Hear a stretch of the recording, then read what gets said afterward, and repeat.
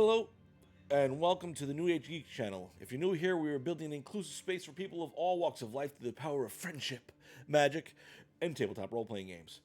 Tonight we have Forging Fates, a sober D&D campaign set in the Critical Role world of Exandria following our adventuring party, the Fists of Fate. Yes, I cannot speak because my throat is just congested. So, good evening, everyone. How are you guys doing? Good evening. Better now that you're here. Good. Meow. And just an FYI for everybody, the New Age Geeks includes more than just us up here on screen. It relies on all of you wonderful geeks and your participation in the community that we are building together. If you want to become one of the New Age Geeks, surprise, you can!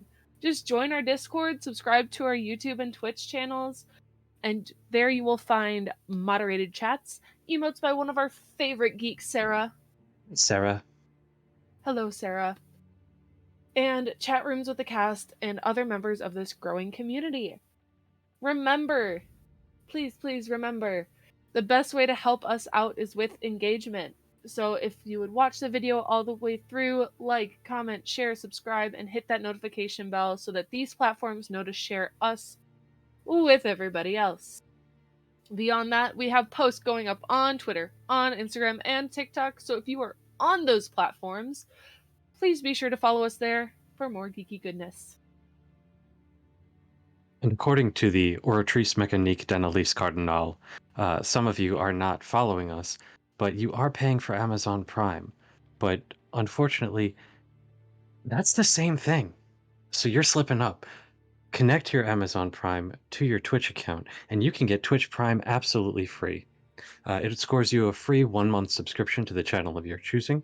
Every month you will need to go in and resubscribe to that channel, or a new one, but it's a small price to pay to not have to pay a price at all. So go ahead and use that on us. We'd love to have you. If you are willing to help us out in a financial way, we have a tip feature here on Twitch, which uses PayPal for safe, secure, one-time donations. You're invited to use bits in the Twitch chat, and we have a modest merch shop for hoodies and goodies, including a set of whisper leggings. We have shirts. We have hoodies. We have the Not a Mimic line. We have a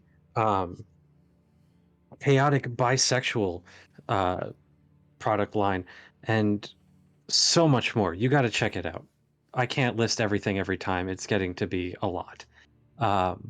We also have a Patreon for those who wish to donate to our cause and get a little something back. And if you wish to become a sponsor for the show, reach out to us directly via our Instagram page to begin those discussions.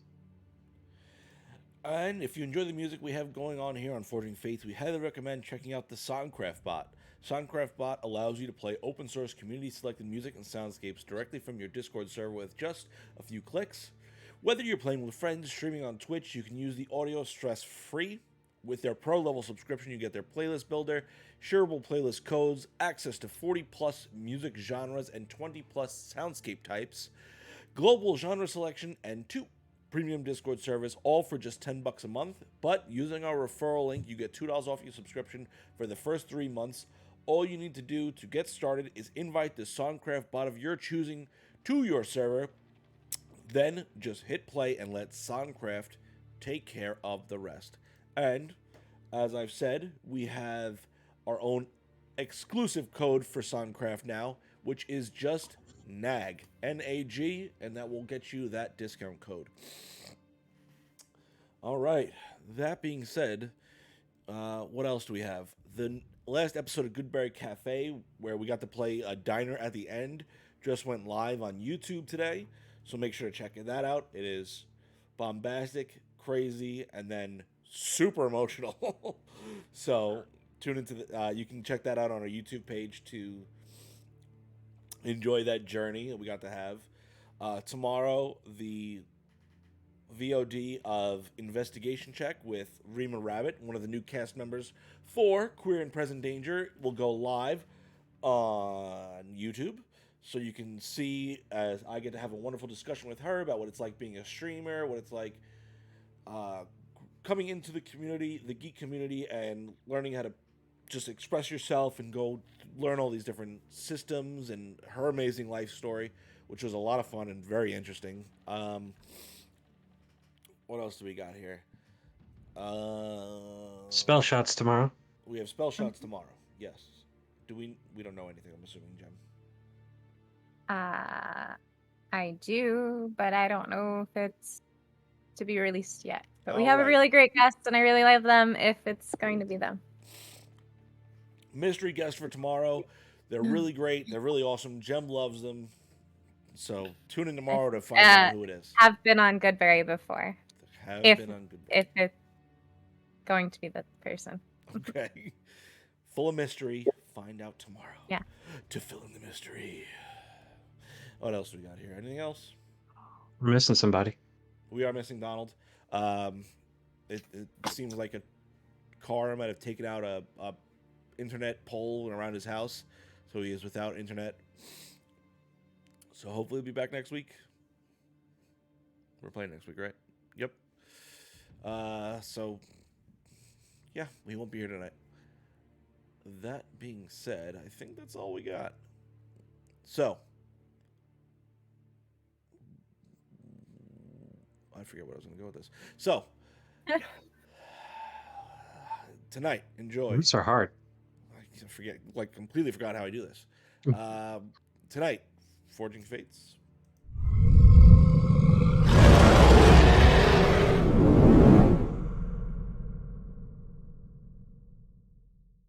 And we're back. Yeah. All right. So, picking up where we last left off, let's go through all of this because it is a lot that we did in the last couple days. So, for all of you that are joining us for the first time, the team went to Lyringorn where they battled a lunar devil and unwittingly resurrected a lunar dragon.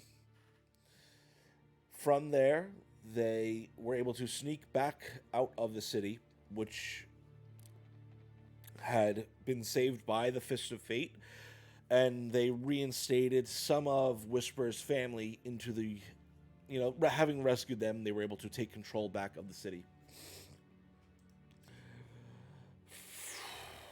From there, they attempted to find a portal to the Feywild, which they were able to do, coming across a siren named Falin.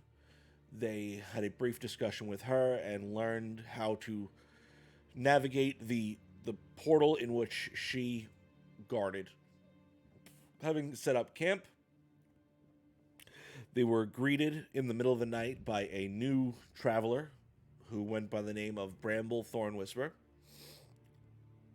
who was quickly chased off by some of the more aggressive party members, being Tristan. And in the morning, they made their presence known once more and informed the party that they had been hired to find adventurers to help them with a adventure that they had been hired to do in the Dawnmist Pines by the members of the Turst Fields, the community members of the Turst Fields. Eventually, they agreed to take on the job and began the trek south. They, along the way, encountered some... No, the wolves were on the way up. They went down south, continuing along the journey, coming across a map maker, which they had decided that they would help. They found a hot spring in which they were able to take some time to relax, gaining 2 pseudo-dragon familiars in the process. They eventually came to a point where they were able to drop off the map maker Linus in Jorn Village. Before continuing south once more, they got a map from Linus for assisting him in his trek down south safely. As they came out of Jordan Fields, they eventually passed by a caravan headed up north, which bared the marks of the Liger Trading Company. Mm-hmm. And through some use of mind reading by our one and only Finnick, found that there were several slaves that were held in the last cart. Upon learning this information, the team decided to act, eventually either killing or scaring off most of the members of this caravan and freeing the people that had been held captive.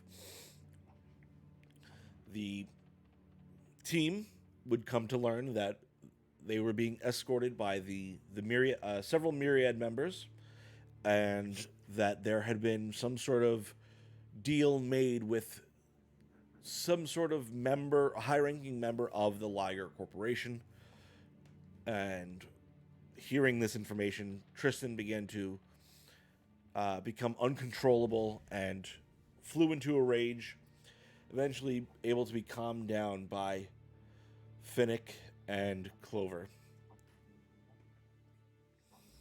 So, as you, Finnick, and Clover sit there grasping onto Tristan, attempting to calm him down, and you see his scales begin to recede once more as his breath begins to slow. I just need some time. That's okay. Go rest. We can take it from here. I'm sorry. This is just a lot for me to take in right now. Of course, you can go lie back in the cart.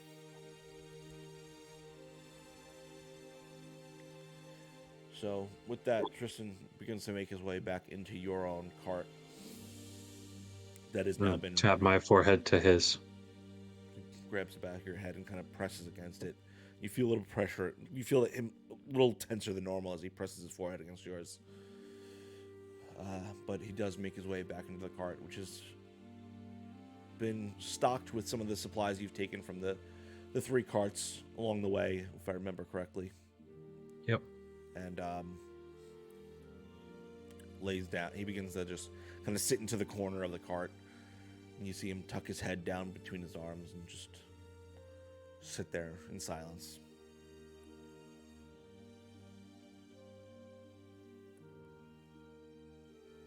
What's the plan? Well, once Where is we've everyone? said, So there's the 6 people that you freed that are just kind of they're gathering up onto the front most cart and just trying to making the repairs they need to, and just gonna kind of take this and find their own path from here. I'll help them repair the cart. Okay. If I have mending. Okay. So between the 7 of you, you're easy enough. You're able to kind of get it operational and restock it with supplies enough for at least several days for the 6 of them. Where will you guys go? I think our best bet would probably be Kymel at this point. Make our way west towards there and see wherever the winds take us at that point. Just be careful. Oh, of course. Thank you so much for your assistance, all of you. We truly don't know where we'd be without all of you. probably in chains. Probably. Is there something we should refer to you as when we tell the story of how we were freed? We're the Fists of Fate. Well, thank you so much for everything you've done. You've saved our lives.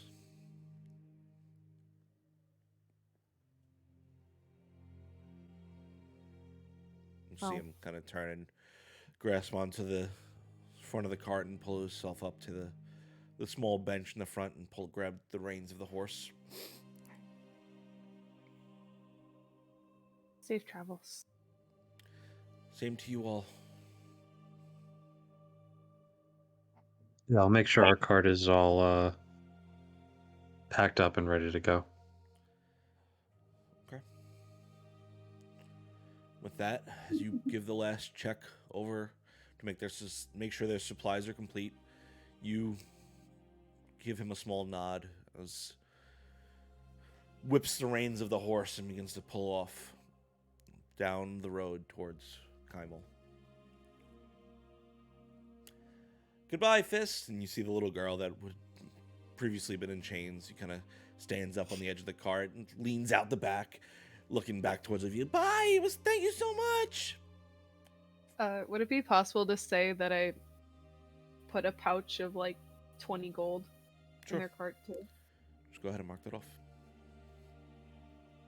Clover's going to head back into the cart, and she's going to go back and sit in the same corner and go back to being moody and writing in her journal.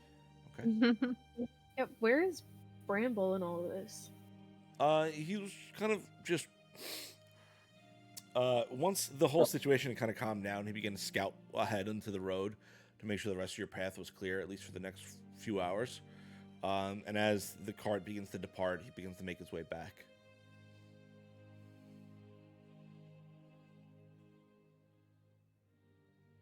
Before he comes back, to Finnick and Whisper and Clover, if she's listening, you know, the Lager Corporation is Tristan's family. I got I thought that sounded familiar. Yeah. We were really upset when we found the Myriad operating out of his family's cart the last time. But Is his family in the Myriad? we didn't want to think so. We didn't want to assume that was what happened. But after this, it's starting to look that way. There's definitely something bigger going on there. Again, we don't want to assume. And the name drop meant something to him. I don't know the names of people, but when he's ready, we can talk about that. But this is going to be a thing. He's going to be really mad for a really long time. It's a lot to take in. As Yeah. I speak from experience, it'll shake him to his core. That's why I'm telling you all now, so that when he starts to talk about it, you know that it's taken a lot for him to get to that point. He won't do it until he's ready. But when he is, I'm going to be there for him, and I'd like you all to be too. Of course. I'll be there for him, but I'm gonna be honest, I don't know what to do when he gets like that. Can't hear me right now, right? No, we'd be like a ways away from it, so he didn't have to hear me say all this. Cool. Eavesdropping, but I'm in the cart. But I'm I your hearing is you can hear like 10 miles away. I'm sure you can hear me right now. Clover like snuggles up against arresting Tristan. Can I do that, or is he gonna push me off of it? I just assume he's asleep. Yeah, he do you might want to look up and like notice you and then just kind of put his head back down. Yeah.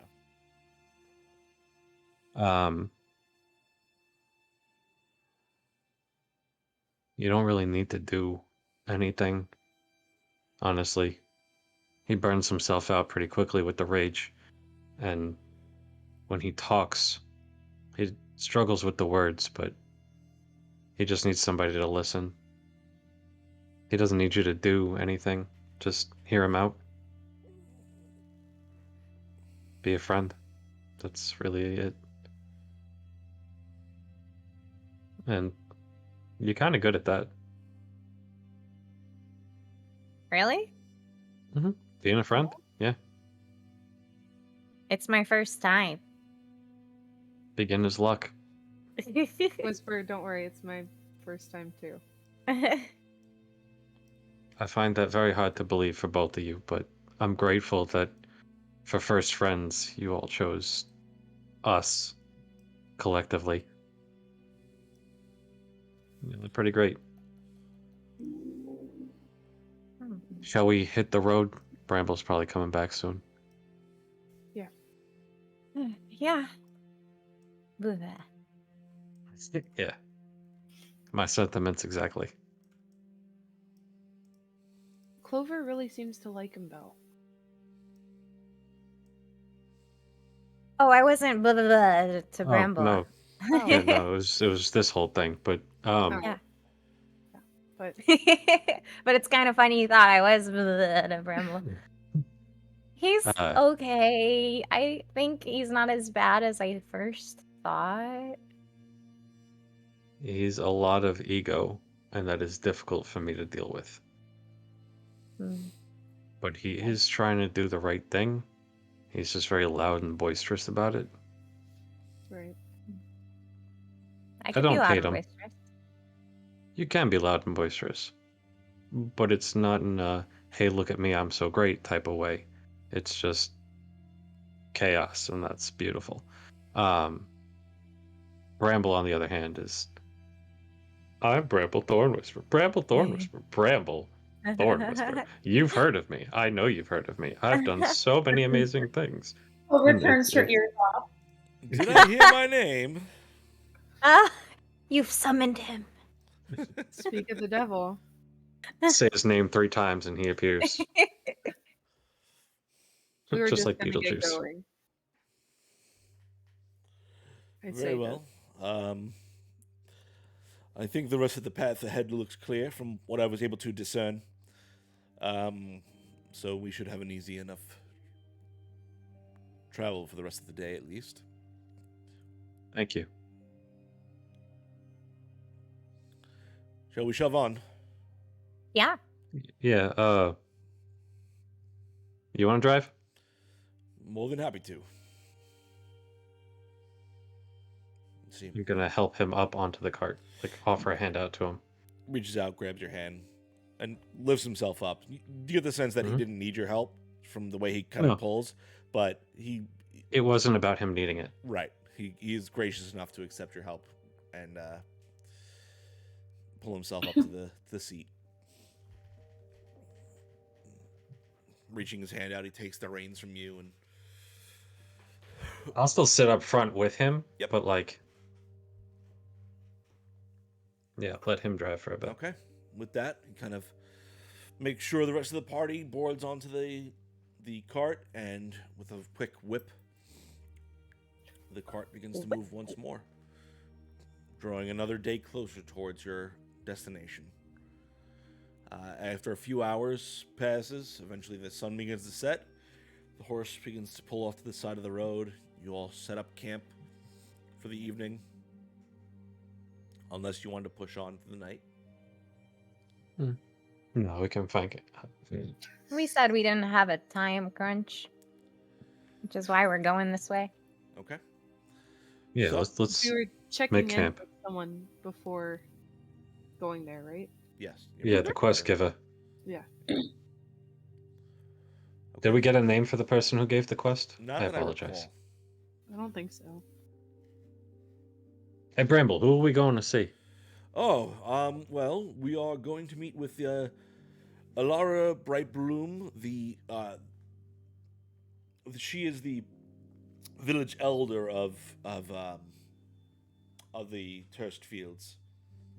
And she is the one who has commissioned this contract for us.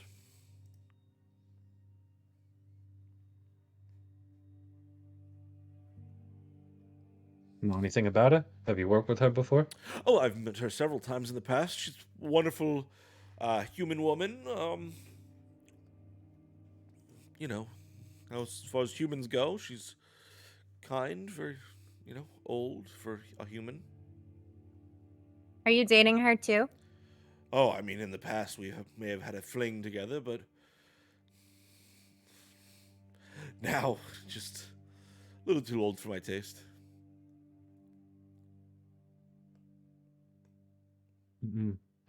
Not touching it. Nope.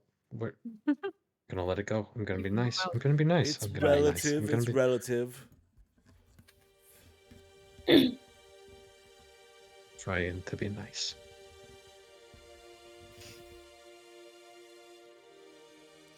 So, as camp is set up, you all kind of begin to settle into your roles for the evening. Did anyone want to take watch? Yeah, I wanted to stay up and take watch. Okay. Mostly just to take a practice watch. with my daggers. Just continue just sparring with trees. Kind of treating them like what do you call the posts with the pegs sticking out? Yeah. Like the dummies? Training. Wing Chun. The martial artists Yeah, train. it's the Wing Yeah, Chun like doll. I forget what it's called though. Gormog, if you want someone to spar with, I can try. When you're on watch, you should be watching.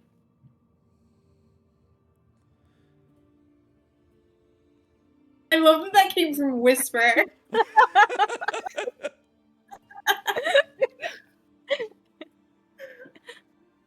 I'll stop beating up the tree and I'll just put the daggers away and just sit down and just look at Whisper. I'll just go to sleep then. You just roll over. Okay. Gormog, go ahead and roll a perception check for me. Oh, not bad. What is my perception? DND Beyond is great, you guys, because it has everything. 21. Okay. As my nose is so stuffy, I'm sorry everyone listening to this. If I keep sniffling, I can't breathe out of my fucking nose.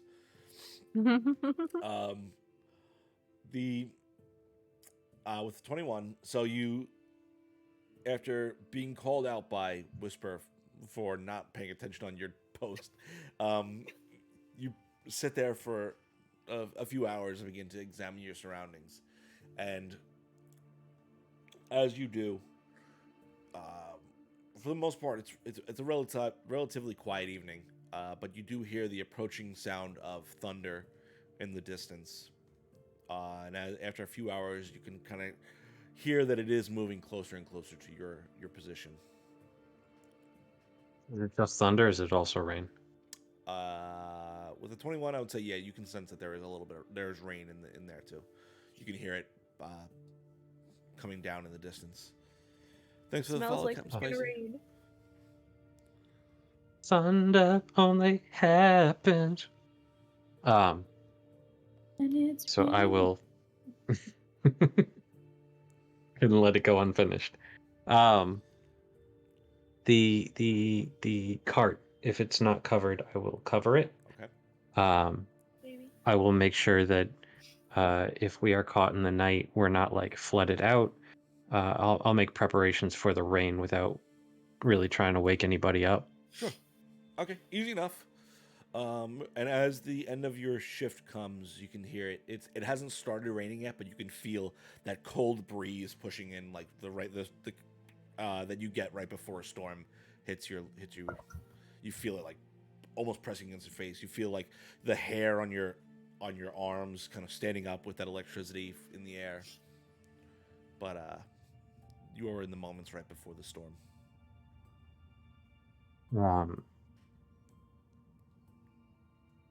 I'm gonna, for the next watch, I'm gonna wake everybody up just to kind of move them. Just like, hey, it's gonna rain. Why don't you get into the cart? If you're gonna take a watch, take a watch. But if you're just gonna sleep, move into the cart so you can stay dry. In the cart. But thanks for Right, just gently, just so as not to like really wake him up. It's just gently like, hey, I know you're sleeping. I'm sorry. Let's get you somewhere so you can stay dry and stay warm and asleep. Okay.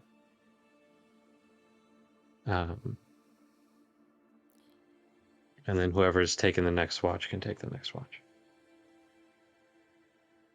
I can do it. Okay. Whisper. Yeah. As you are awoken and kind of told the storm is coming, you begrudgingly begin to get up for your own shift. I love this storm. A familiar vibration you feel in the back of your head. I left that toy at home.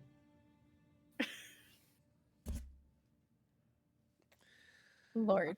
As you... Oh, Jesus Christ. Sorry. Where are you spending your shift? Under the covered cart? Or are you going to go out into the woods? What are you going to do? I want to set... Is the front of the cart covered too? No, there's the bench out on the front of the cart that... Yeah, I mean, there that's is where a little I'm bit at. of an overhang. So Yeah, that's where it I'm is at. mostly exposed. Okay, so you take your post there. I'm before anything that's about to happen is happening, I bring out the dragon tooth and the miner's pick that I have, and I'm trying to make a hole in the top of the tooth. Okay, roll a...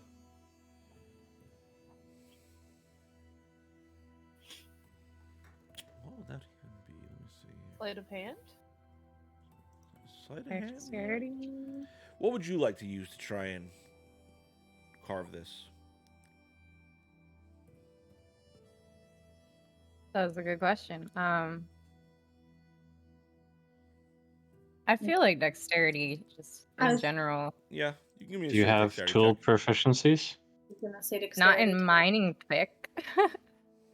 Is there a mining pick Well, proficiency? jeweler's tools. Do you have jeweler's Well, tools or? No, I just have a mining pick Okay. from something that I stole. So Okay. Yeah, I would say just a straight dexterity check. okay, let's do it. That's a 10. Okay. I mean, as you begin to chip away at it, you get a little bit of progress, and then a big piece falls off, and you're like fuck, and you start to do a little bit more, and then another big piece falls off, and you feel like a mining pick is not going to be the tool to kind of dig into this and make a hole for you. Yeah, I give up for now. Okay. Defeated. So, with that being said, as the storm begins to wash over the cart, roll a perception check for me. Mm-hmm. I see. What'd you roll? 17. Oh, I thought you said I just said 6. I thought she was spicy. I did say spicy. How did you get 6 from spicy? Oh, man. Okay. It's a polysyllabic word. So, as you sit there on the front of the cart looking out into the darkness, you see the approaching storm. And as it grows closer and closer, the first thing to hit you is the storm, the rain, as it begins to dump down onto the cart. You kind of shift yourself back into the seat, grabbing a bit of the cloth overhead of the cart and pull it over just to get a little bit more cover out of the rain. And that's when the lightning begins to come down. You hear the thunder in the distance. A few seconds after, a light streaks across the sky. Another lightning. You see it kind of moving closer and closer towards you as this lightning strikes down in just this road ahead of you, or rather to the east of you. As the thunder grows louder, it's probably gonna wake up Clover because that's like one of the only things that she's scared of. Okay. Just putting that out there. Okay. As Whisper was having fun pretending to do call lightning and like pretending like she's making the lightning, and then she has a moment of realization with the vibrating is happening. As the next bolt hits closer once more, you feel that vibration grow in the back of your head. I want to wake everyone up. As you turn and look back towards the cart. None of them are there. There's no one in the back of the cart. The cart is completely empty. You sit there alone. Hello? What are you doing? Looking around because I thought I was about to be attacked by an elemental. But now I'm just saying hello and looking around to see if I see anything. Any creature, being. Okay. As you call out hello into the darkness, as the rain begins to press down upon you, you hear nothing besides the rain pounding against the tarp hood. You feel nothing but the electricity in the air as lightning begins to, at the same pace, crack down around you. But as opposed to growing closer to you, you see it begin to almost encircle your camp. It'll strike one time on the west, about 10 meters away, and then to the east you see it crack 10 meters away, then north, then southeast, and it keeps bouncing back and forth in almost this circle around your camp. Great. I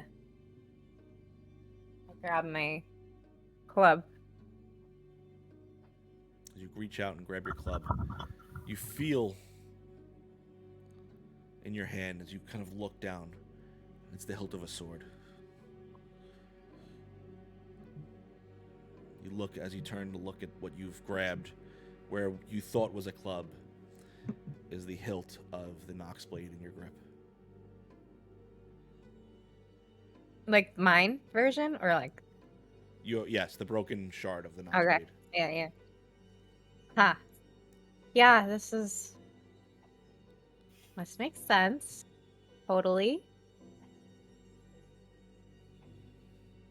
What do you want to do? I'm gonna keep calling out. Is anyone there? You feel the blade, as you call out, vibrate in your hand. Yes, I And know. you feel a vibration in your chest, where your heart is.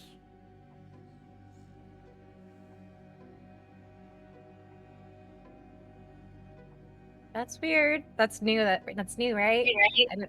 That didn't happen last time? Correct. I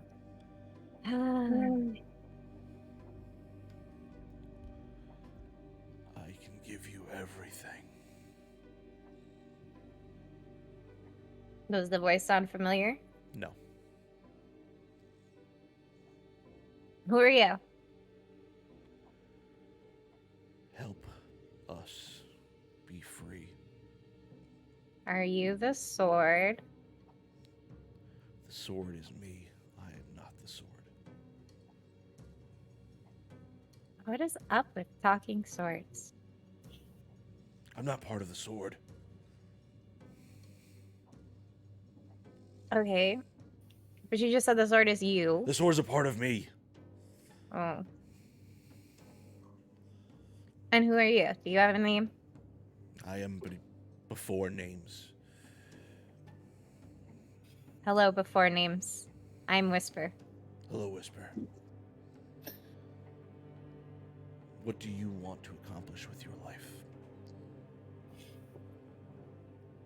I think I'm still figuring that out. So, let me help you.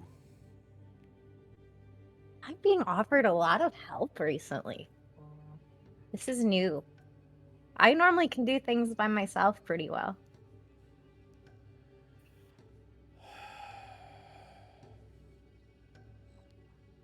What do you want? I want No. my blade back. I want to be returned to myself. I want to be freed. Do you have a body? It is spread out amongst places, but yes. Is it more swords? No. Well, I mean, there's a few more pieces of the sword, yes, but I can restore those without you having to gather them. I just need your help. There was To do what? one of these gods took my power. And then he was supplanted by some raven one. They leech off me. All of these so-called gods leech off of us. They don't know the true power. They're imposters, subjugators. They want you to worship them. I merely wish to free all of you, to restore the natural order with my brothers and sisters. Oh, I've heard that before. So, the blade is in your possession. Yeah. Pretty cool. Would you like me to show you a bit of its power? Is there a catch?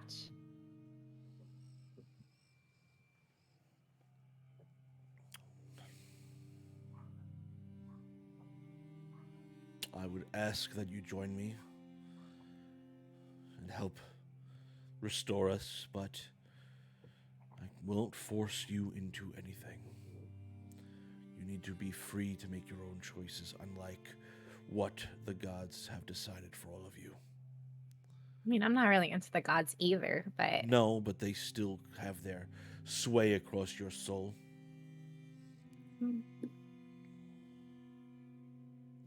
Though you may not see the strings of fate pull at you.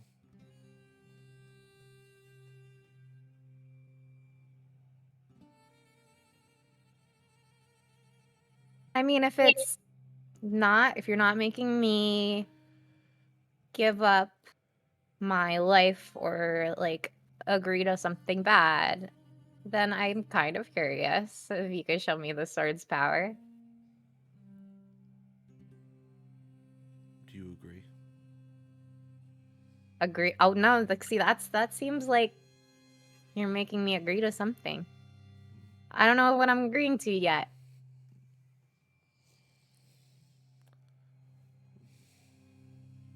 There's a sacrifice that must be made for me to show you. Yeah. It won't. It'll be nothing you'll miss, but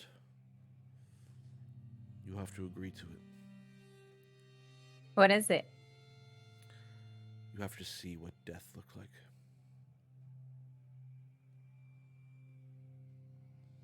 We'll show you what it means to have the power of death. But what's the sacrifice? You feel the blade vibrate in your hand. You feel it magnetically drawn towards the vibration in your chest. Mm. You feel the blade I am not. press against your skin. Not pushing, but you feel it just pressed there. The point between your heart and the blade.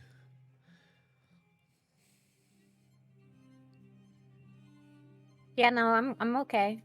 Let me show you.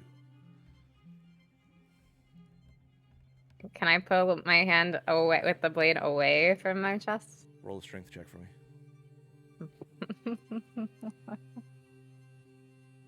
Beep, boop.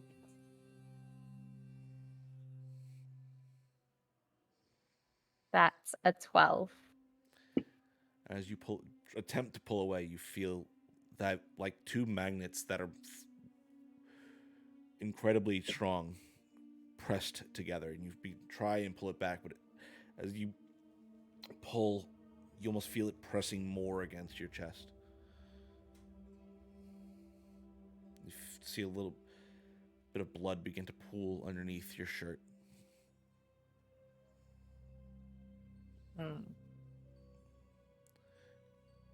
It's time. You feel it pushing Mm. more.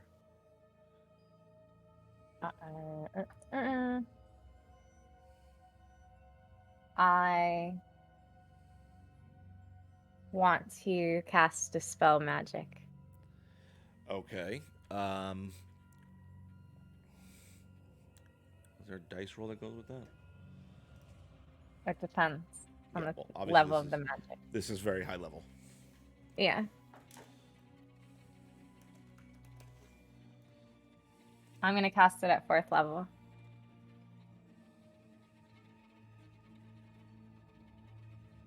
Okay. Roll a d20.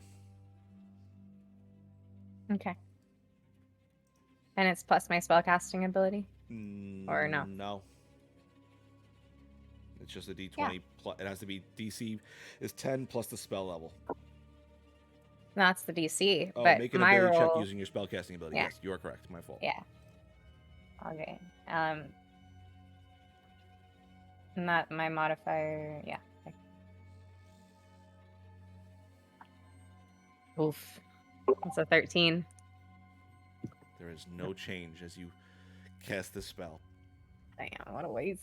You see, as you bring up your other hand to cast a spell on against the blade, you see just it absorb into this black swirling energy that even you don't even see because it's nighttime. You don't see it, but as the energy from your hand emits it, erupts outwards, it is just pulled into this black swirling tornado around it and just almost turns invisible in the night. Roll a Constitution saving throw for me.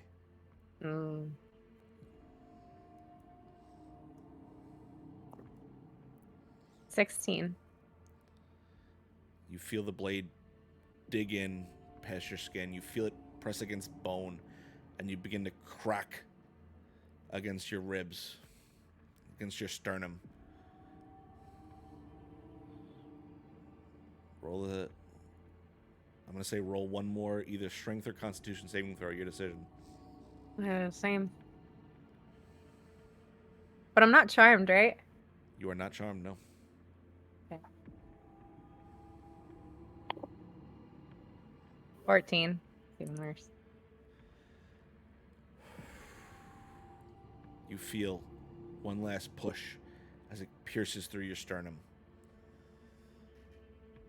And you wake up once more on the front of the cart, the rain lightly pattering down around you.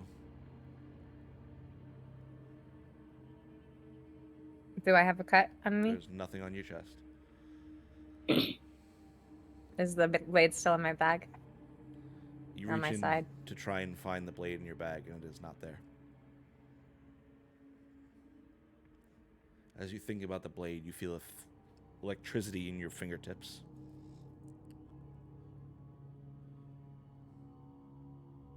Think about the blade more. You feel it materialize in your hand. Now longer, just missing the very tip of this pitch black blade.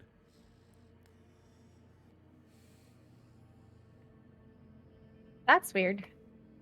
Well.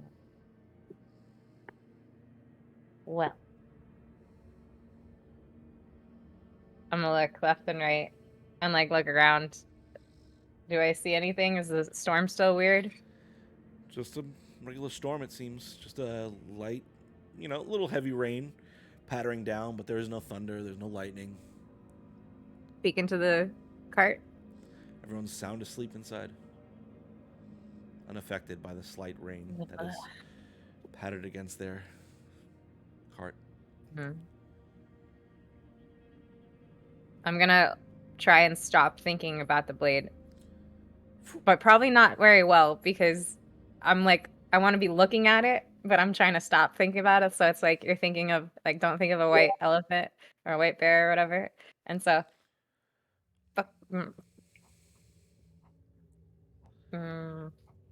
Okay, roll a concentration check to see if you're able to dispel the blade.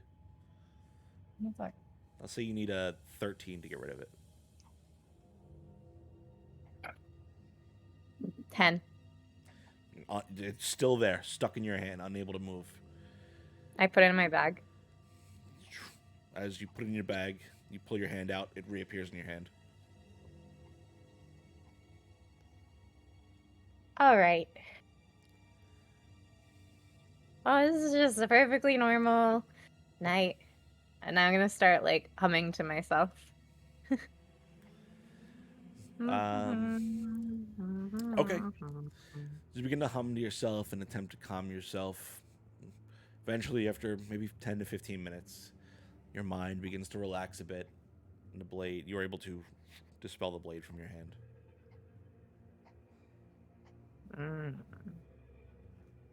That might be a problem. Is my shift almost over?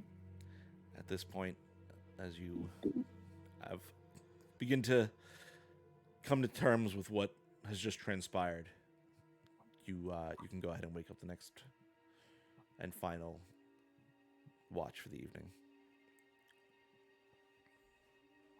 Who's that?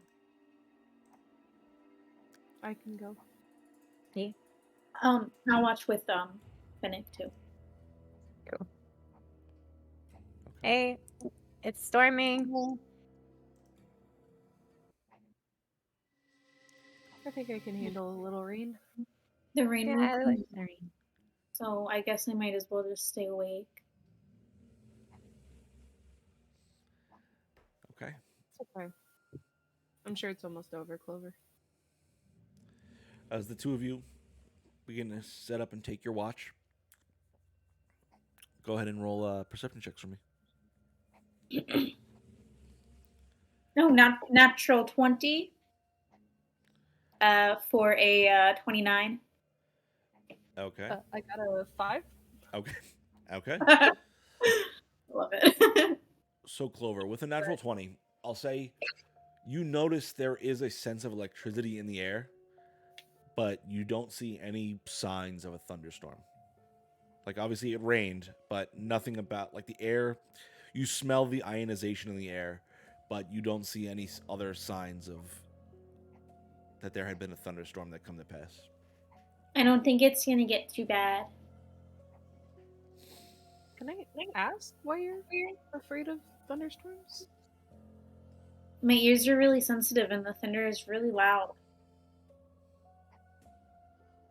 Yeah, that's fair. Have you thought about like earplugs or No. just like ball up some cotton and I mean, I guess it's worth a shot. What if it gets stuck in there? it won't get stuck. Just leave enough to take out. See, Or just like Okay. those like earmuffs. I already look weird enough as it is. Okay, but who's gonna be watching you when you're sleeping? That's true. I'll try it.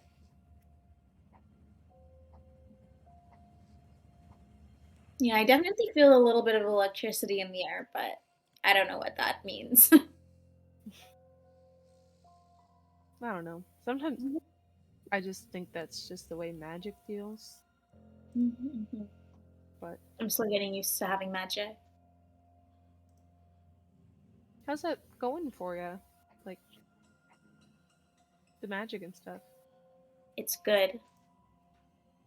I mean, I can do so much already. You've seen almost all of it. I can make myself look different. I can make my weapons stronger. Have you seen my hand? And I'm gonna send my mage hand to go poke Finnick on the back, and then when she turns, it's gonna wave to her.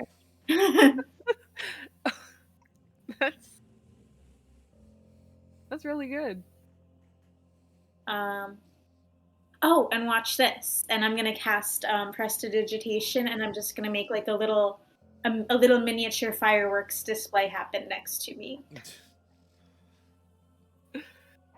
Oh, that's adorable. I love it. Okay.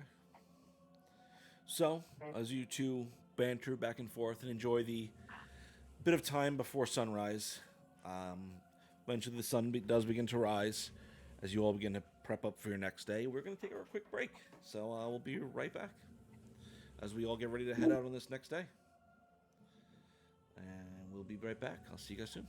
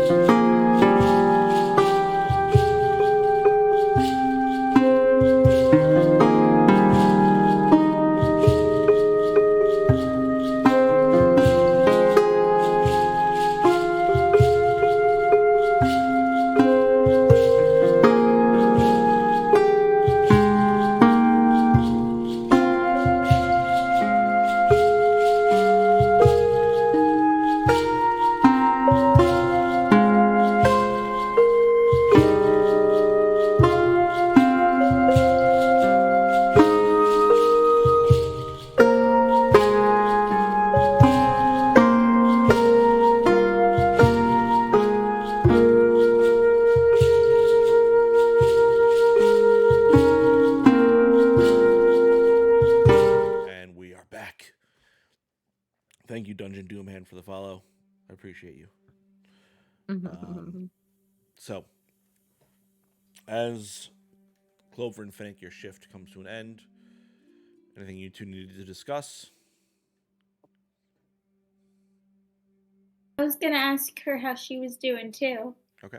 How you doing, Nick? I'm doing better. I'm doing good.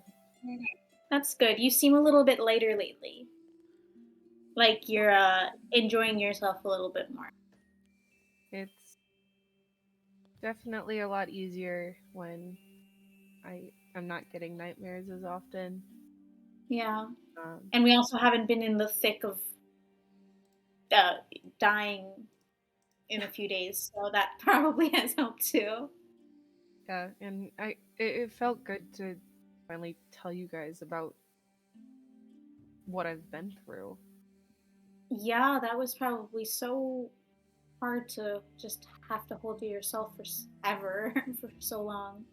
Yeah, it's just that fear of judgment of like your past and where you've come from.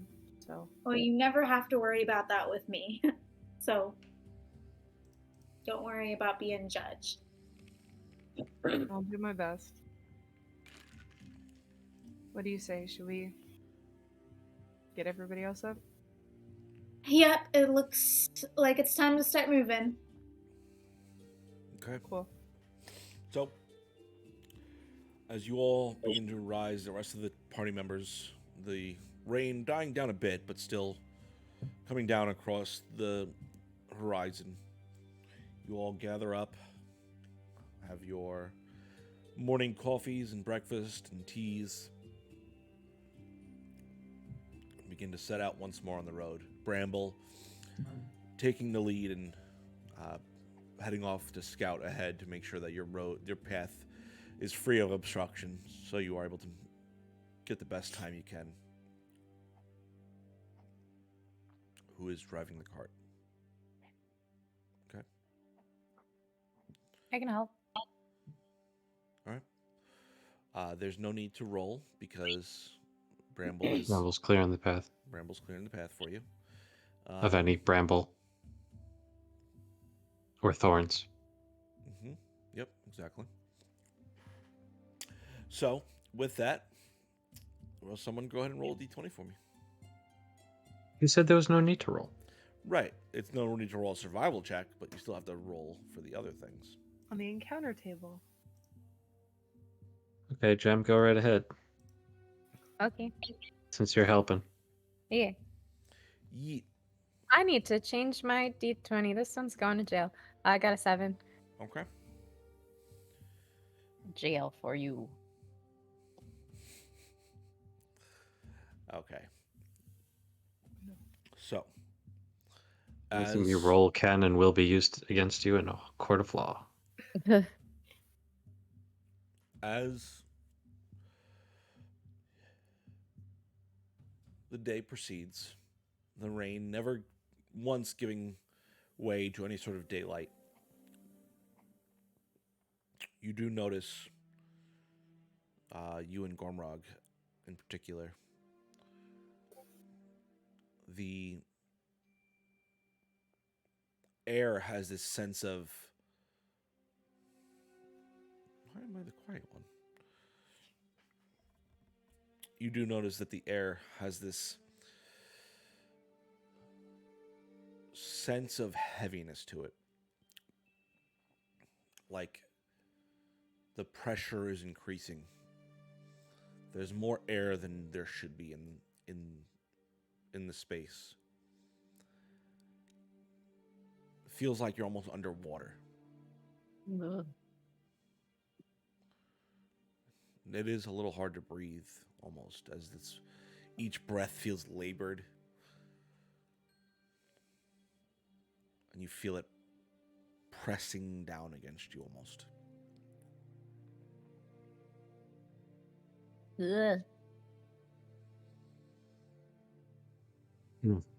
Me too. It feels gross out here. Like breathing soup. Are we going uphill?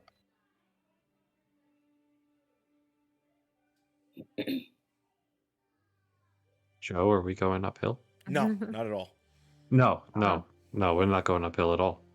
Can I like detect magic to see if there's something weird happening with magic? Sure. Go ahead and cast detect magic. I do. We are surrounded by illusion. You are blind to the light of magic. Let me just check something. Oh god. Why do you need to check something to tell us no? If I see Clover casting detect magic, can I use divine sense? Not that it'll do anything, but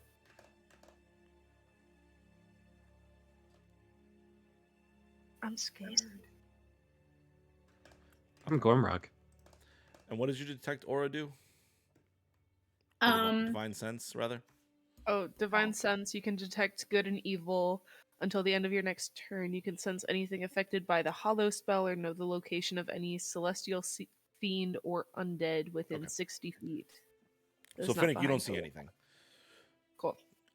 Clover, as you cast your spell,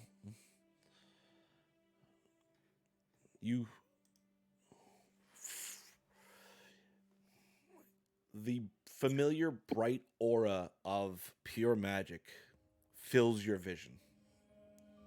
You've seen it a few times in the past now, up to this point, where you see those ley lines and their influence on the world through the use of your detect magic spell. And in this moment, for these 10 minutes, you see it all around you, swirling in the sky like a breeze. What kind of magic? Pure elemental magic. Pure elemental magic. And as you look around you, roll a perception check for me. Okay. 17. As you look down, you see towards the southeast this stream shooting straight up into the air, miles and miles off. Just like this very thin dagger piercing into the sky before it crashes against the what you would guess is the outer atmosphere, in modern talk, and twist down into the sky and begin to swirl all around into the space. Guys, I think that we're in a big bubble of elemental magic coming from there. Is that the direction we're headed in? No. Is it the direction we're coming from? Nope, it is far more south. You're headed almost directly east at this point. This is far more south and slightly east. More south than east for you. So it's south-southeast Yeah. from our current location. We're headed east. Yep. And consulting the map that we got from Linus, because call back to previous episodes and through lines and, cohesion and all that. Yep. Do I know whereabouts that would be? Roll an intelligence or a survival check for me. Can I roll at advantage since I'm using the map? Sure, I'll give you advantage for that. Thank you.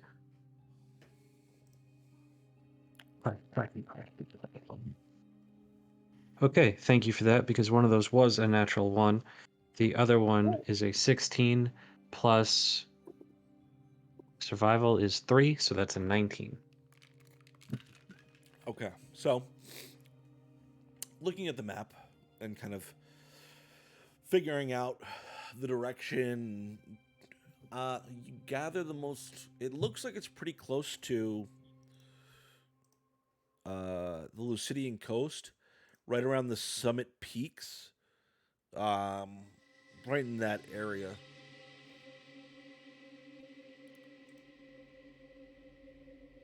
Are you looking at a map currently? No, I'm writing it down. Okay. For those of you looking at the map, which you can find online, feel free to make your own inferences.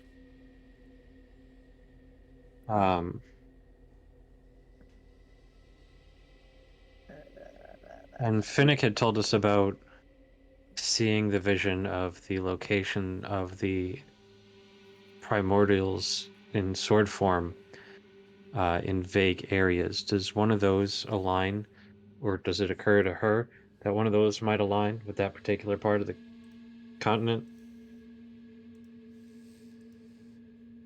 As I share that it is probably around the Lucidian coast near the summit peaks. I have to get my notes back up.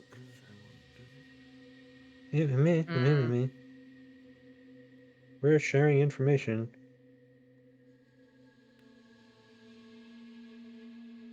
Gem is smarter than Whisper.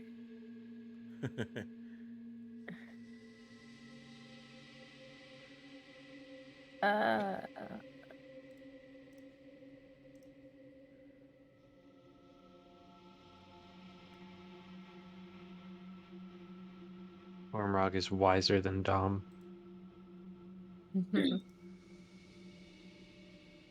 Dom is smarter than Gormrog. It is kind of confusing.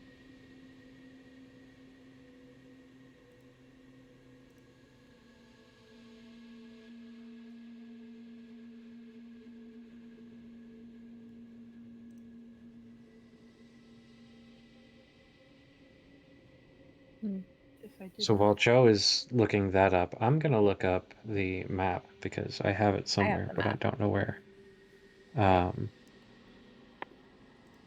You could also roleplay.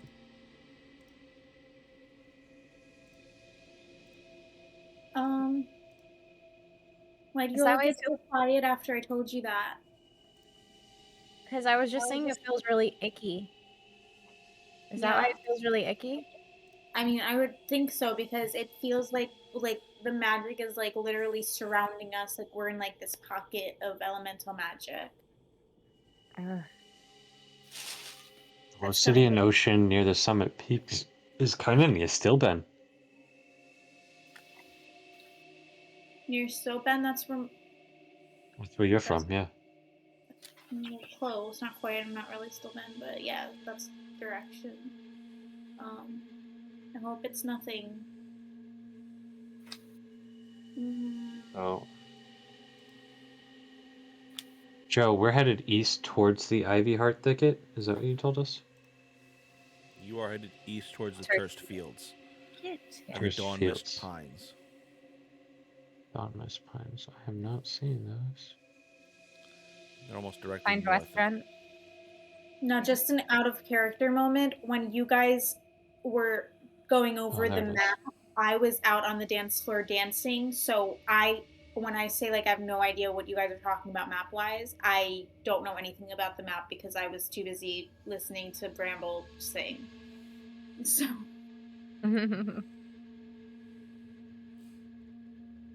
So Joran Village, Turst Fields, Summit Peak, Stillben. Okay.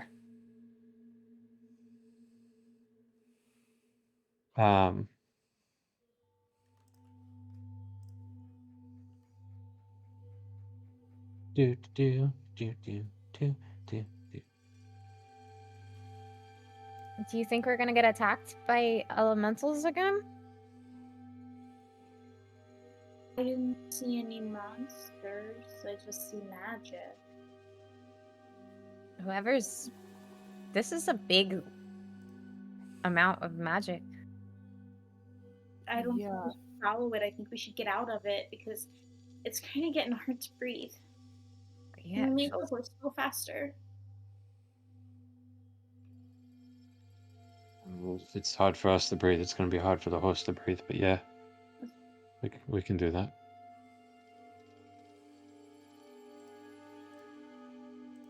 Finnick, can you create like a dispel magic bubble around the cart? I don't know if I'm able to do that. I know I can't do that.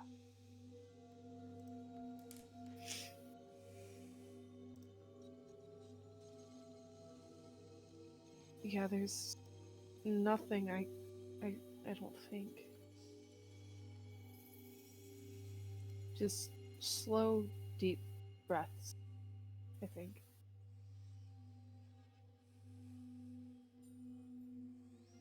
Will you know anything about this? Who are you asking? Bramble? Just No. No, he's still scouting up ahead. Is it possible for us to make our horses go faster? As you whip them to move faster, they are able to take, a few long strides before eventually you see them beginning to gasp for air and have to slow down as well.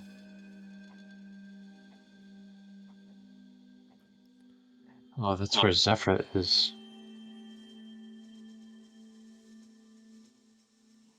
Oh no, I hope my sister's okay. Oh, Zephyr, that's where Linus was going too. Yeah, he did say that. I mean, he said the landscape was changing. Well, I missed that. Yeah, he said there's multiple points where the landscape was changing, and he was going down to scout there to map it accurately, from what I can remember.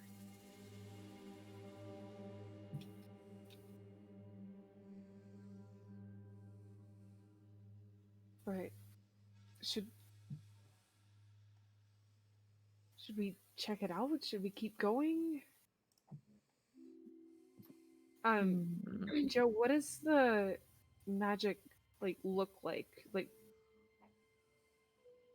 exactly. Well, you don't see it. Oh. Clover's the only It's one just sees Clover. Yeah. I don't think our horses will make it if we turn around and go back that way. Yeah, I think we just need to get out of here, out of this bubble. So I still see the magic in the direction we're going. Is that the fastest way to get out of this magic?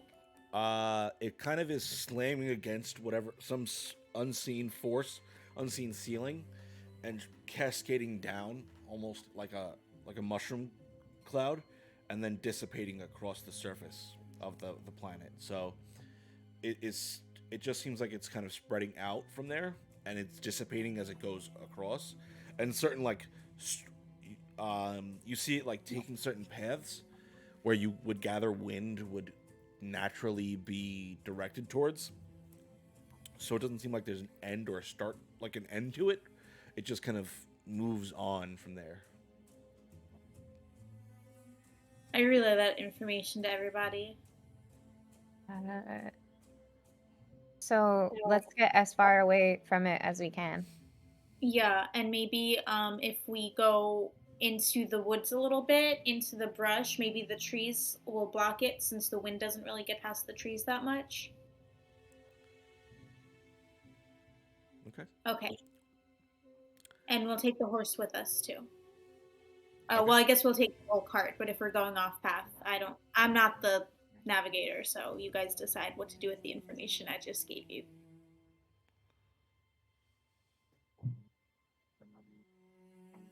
I really want to take the cart off the road. Well, maybe we just pull over and go hang out behind those trees until it lets up. I don't know. I don't know what the best thing is. I'm just offering up options. I think our best bet is to just push through.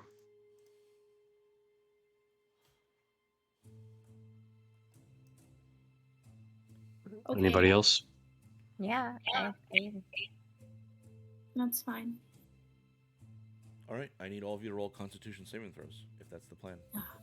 Oh, great.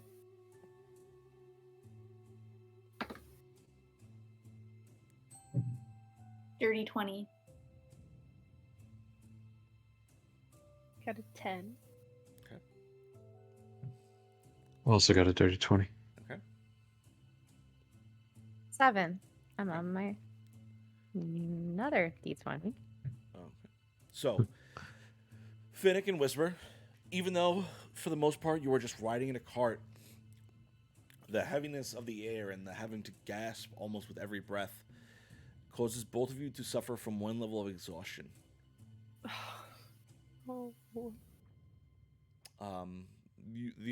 The rest of you are able to kind of learn how to focus your breathing and make your way through the rest of the day. But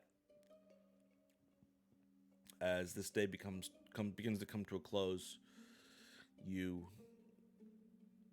two are unable to kind of recover, and you are going to suffer from a level of exhaustion. Disadvantage on ability checks. Great. Okay. What's the plan? Do you guys want to push through the night, or do you want to... If we're still in it, I think we should push through. If Gormrog, if you want to take a rest, I'll drive for a little bit. Yeah, I think we should continue to push through, kind of get out of this as quickly as possible, especially if it's affecting everybody so badly. Have we caught up with Bramble yet? He periodically checks in with you all as you push forward. How's he Are doing? you doing okay? You see sweat like against his brow, and it definitely looks like he is exerting himself. And it looks like he's been trudging Listen, through water. it's nighttime. I'm gonna take the first watch and drive. So maybe you should get on the cart and rest for a little bit, since you cleared out a little bit in front of me. While I am not opposed to the idea, understand if I were to take a break, we will have to rely on our skills here to ensure that we don't lose sight of the path. I have dark vision. If that's something you're willing to risk. It's just a few hours so you guys can rest. I'll be okay. You see him kind of grab hold of the cart and flip himself up into the back. Before I rest, I'll cast guidance on Clover. Okay. Nice. That's an extra D4. Yeah. And we're gonna have this point of exhaustion after this rest, or will we be able to try and rest in the cart to get rid of it? If you rest for the night, it'll get rid of it, yes. But if you take a shift, you won't. Even though I only need 4 hours? I mean, you'd probably get away with it, but Finnick, not so Okay. much. Not me. Okay. Okay. So, that being said, Whisper, Clover. Jeez Louise. Jeez. Cornrog, what? Go ahead and You're roll like a my survival mother. check for me Survival. Okay, that's As not what I was expecting. as you try to ensure that you remain on the path. With guidance. Okay, yeah. Okay. 3 plus 3, that's a 17 plus 3. Dirty 20. Okay. Through the use of your friend's abilities and your own ability to kind of traverse the night sky, you feel pretty confident that you keep yourself on the path as the cart begins to rumble along, as your friends begin to snore quietly in the back. After a few hours, you feel the heaviness of the air begin to dissipate as you draw further and further away from the point in the south, as whatever magic had been coming out from that space kind of disperses across the sky. Anything you want to do? Just maybe like a regular perception check, just to look up the road ahead to see if there's anything blocking the road that I need to worry about before I wake up. Okay. Gormrog. Roll a perception check for me.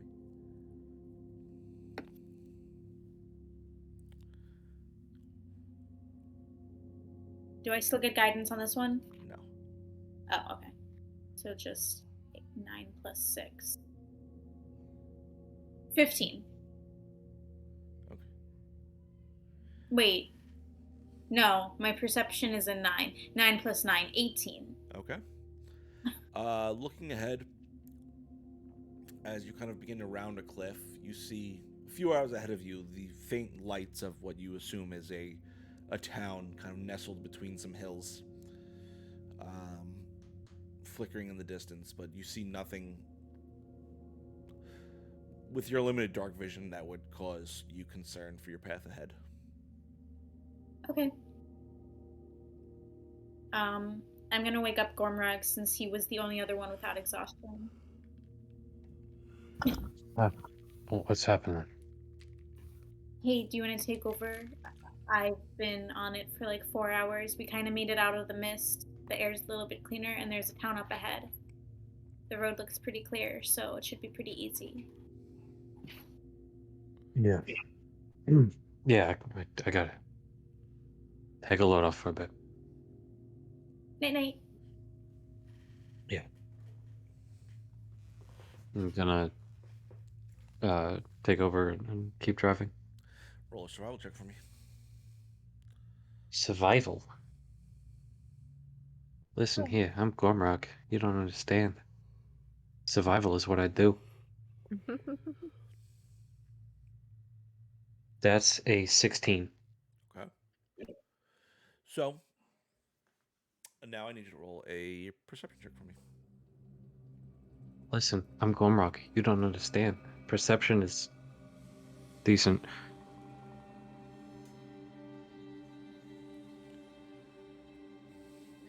Jem, do you have space in that dice jail? I Oh no. have 2 in my gelatinous cube gel right now. I got one more for you because I just rolled a natural 1 Ooh. with a +2. Okay.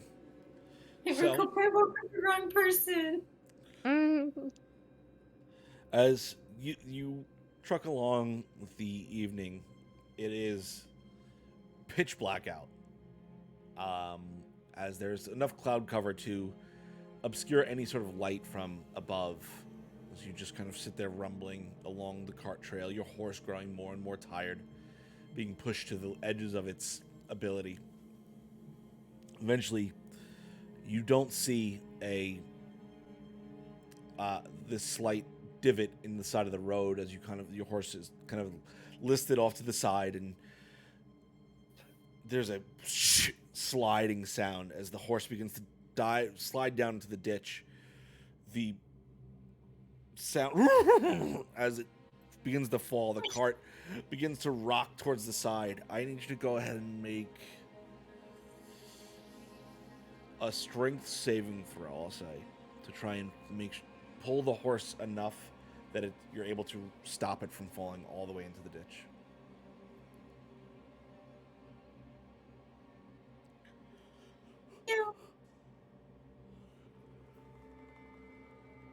No, roll it again. Roll it again. Dirty 20. Oh, Okay. good. Go ahead, roll it again. Why? So you yank back against the reins, pulling the horse out of the ditch.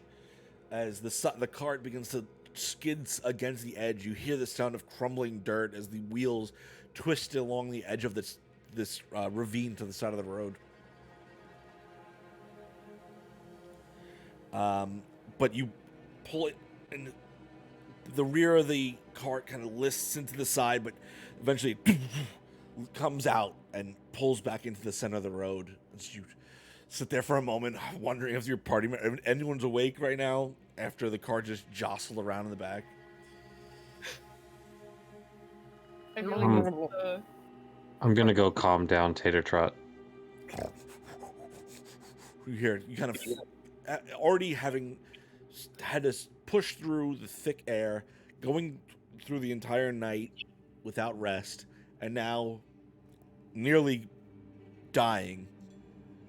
Tater Trot is stressed, not happy, and as you kind of go to put your hand towards it, you hear as it bites towards your hand. I know. I'm sorry.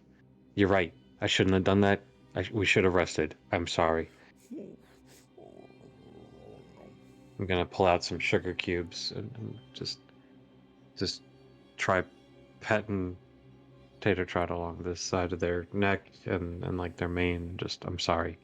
Oh, Clover has a veggie kebab in her pocket. She's gonna bring out to you to feed to Tater Trot. As you do that, Talon kind of makes his way up towards the side of the cart, smelling the sugar cubes.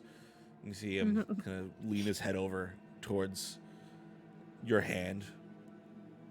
And as you kind of look at him now, like if a griffin could have bags under his eyes, he would. You see Like his feather furred face is kind of like sagging from exhaustion at this point. These poor animals. Simple babies. Well, maybe give the kebab to He doesn't like veggies. Talon. He likes meat. All right, give Tater Trot the veggies. I'll find some meat to give to Talon. I'm gonna feed my veggie kebab to Tater Trot. As you feed the veggie kebab, the Tater Trot eats it happily as you see Talon just eyeing the pseudo dragon on Gormrog's shoulder. As Gormrog turns and begins to walk away, you see him kind of like come hunch down into a hunting stance. Mullen, I will hurt you if you eat one of the other members of this team.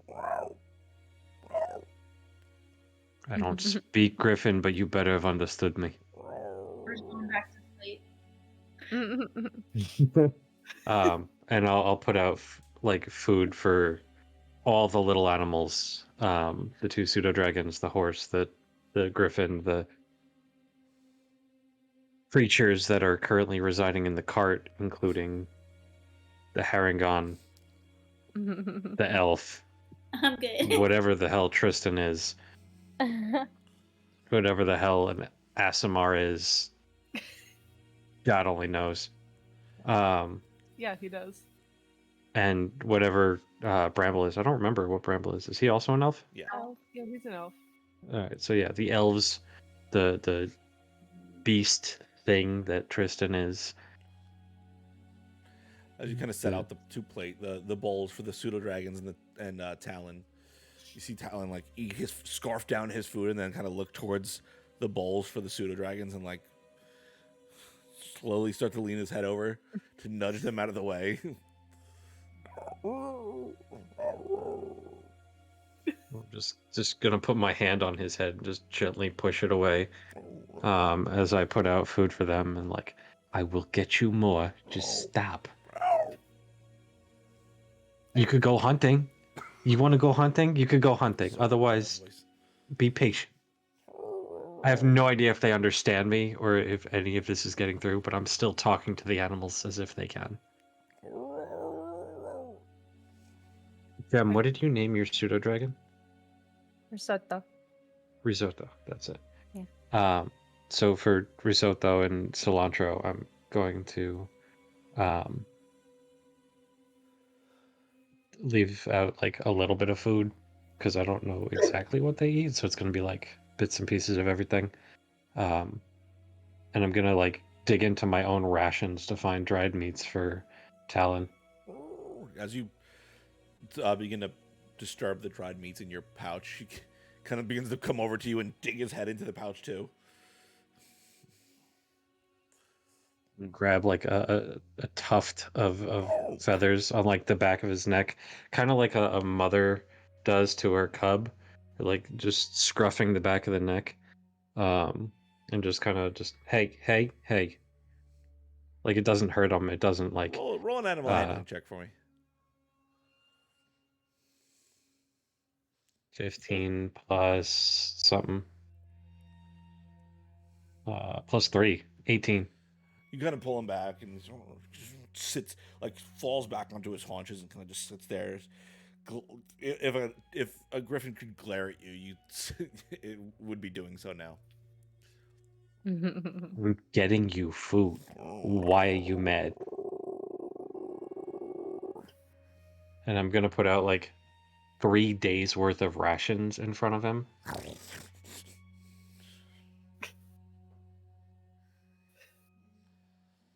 All right. So Your brain is a pain in my ass. I just want to say, I feel like with the cart tipping over, Finnick inadvertently rolled over and started cuddling with whoever was next to her without even realizing it. Ooh, Finnick and Bramble sitting in a tree. Thing is, I don't know who is sleeping next to me. I know there are 5 of us in the back of this cart. Should I just roll a d6? Sure. Yeah, you know what? That's the best way to roll a d6. Love it. Ultimately, the decision is up to Joe. I feel like. So, Whisper's 1, Tristan's 2, Clover's 3, Bramble's 4. That's it, right? Yeah. Oh, so I should roll a d4. Yeah, roll d4. It's a 3. So Clover. Really Oh, feel wait. like a warm blanket against you. Just roll over my arm accidentally. Little teddy bear of a person just snuggled up. That's That's really okay. cute. Okay, so Gormog, Yeah. having taken a small break, let's. Do you want to continue on, or is this kind of where you're gonna set up camp for these? No, this is we're done. Like Okay. the animals are we can't push them any further. Like this is it. Okay, so are you gonna stand watch, or are you gonna wake someone up to stand watch? I'll stay up. Okay. At this point, you're probably gonna collect a level of exhaustion if you don't let someone let someone I else think take it's over. the Because next watch. Clover I went think for you're right. 4 hours, so. Right. So Clover went for 4 hours, and I was driving for a while, but I didn't make it all the way that I thought I would. Right. So I would probably only go for a total of 4 hours anyway. So whenever that is, I would wake somebody else up and just be like, "Look, you need to go back to sleep." Okay. Who's getting up? Whisper, I'm assuming. I would tap Bramble, honestly. Okay. And basically just say like, "Hey, we had to stop the cart. The animals couldn't keep going. We gotta stay and rest, but I can't stay awake any longer." Oh, very well. I will take over from here. I see him kind of get up, grab his bow, and begin to make his way out of the cart and take up a position around the cart and kind of begin scanning around. Oh, hey, by the way, if you come across any game, take it down. Very well. Stock Shall up have on breakfast rations. awaiting you all when you arise. Yeah. I know we got stocked up from the other cart. I don't know how much of that we got, so my rations in my inventory are down to 3 days worth. No fear. I'm sure I will be able to find us something delicious for the morning. Okay. Appreciate it. So, And clap him on the shoulder and knock out for a bit. all right. With that, you all continue on getting a full night's rest.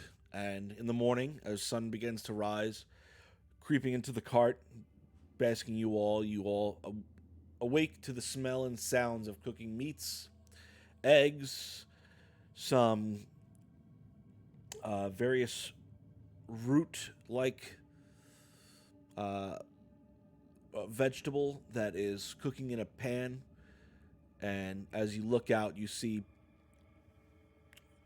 a few animals that have been skinned and quartered, their carcasses discarded to the side, leaving just them in the pan cooking up your morning breakfast. Several eggs, from what you would gather. They're relatively small eggs, probably from some sort of bird or small hawk, have been cracked inside of a pan. And Kind of dead animal carcasses. what was that? What kind of dead animals? Look, as you kind of look around, you see the bushy tails of what you would gather be squirrels. That would be what? Squirrels. Okay. Hey, he made a promise. I'm gonna break it now. But you also smell this. Did we recover our level of exhaustion? Yep. So you can go ahead and mark Cool. that off.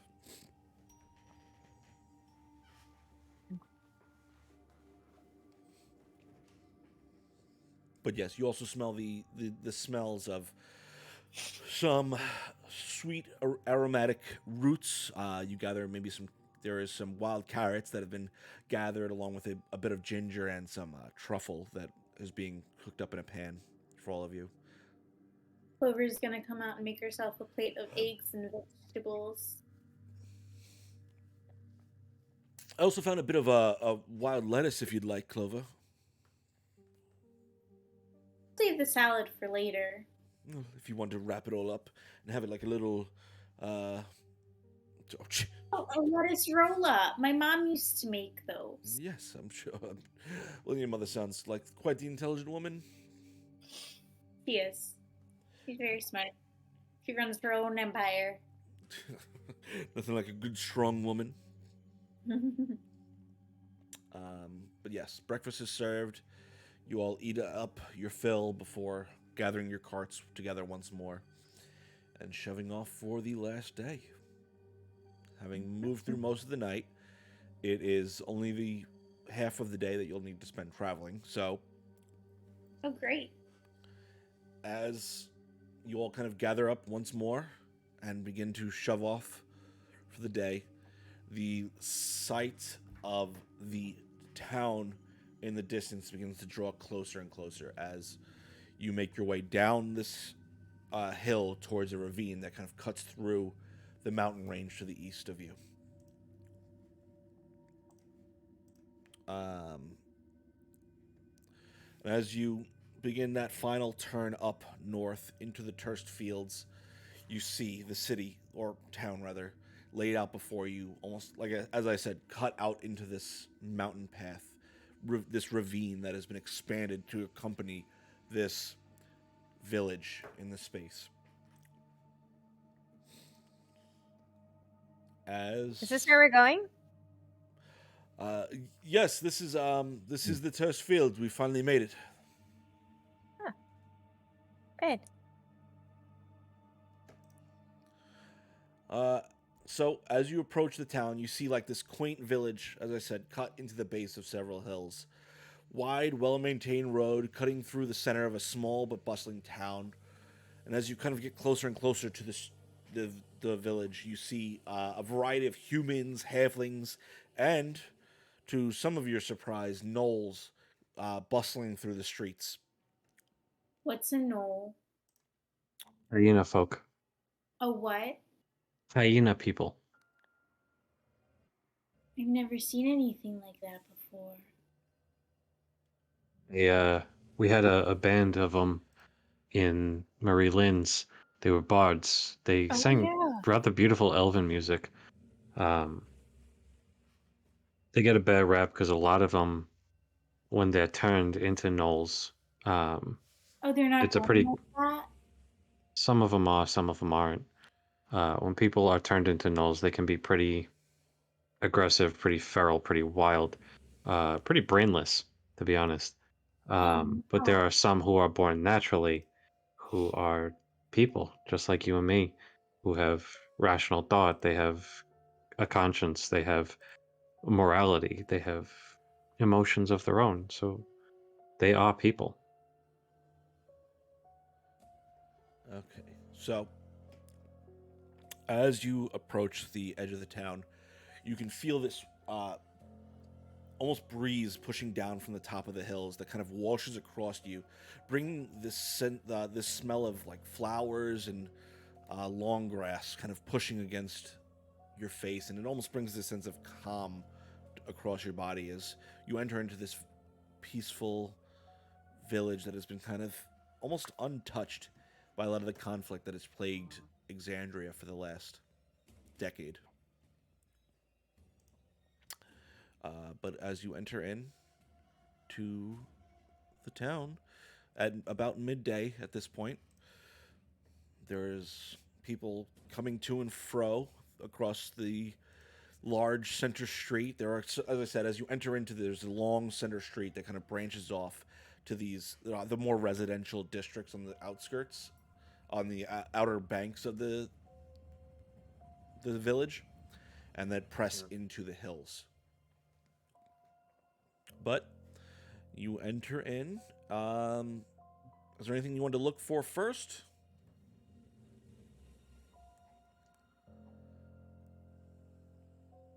letting Bramble lead the charge here.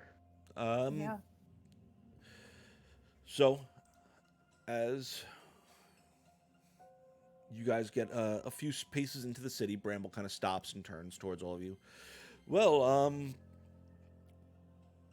what is our first stop here? Would you prefer to get some rest?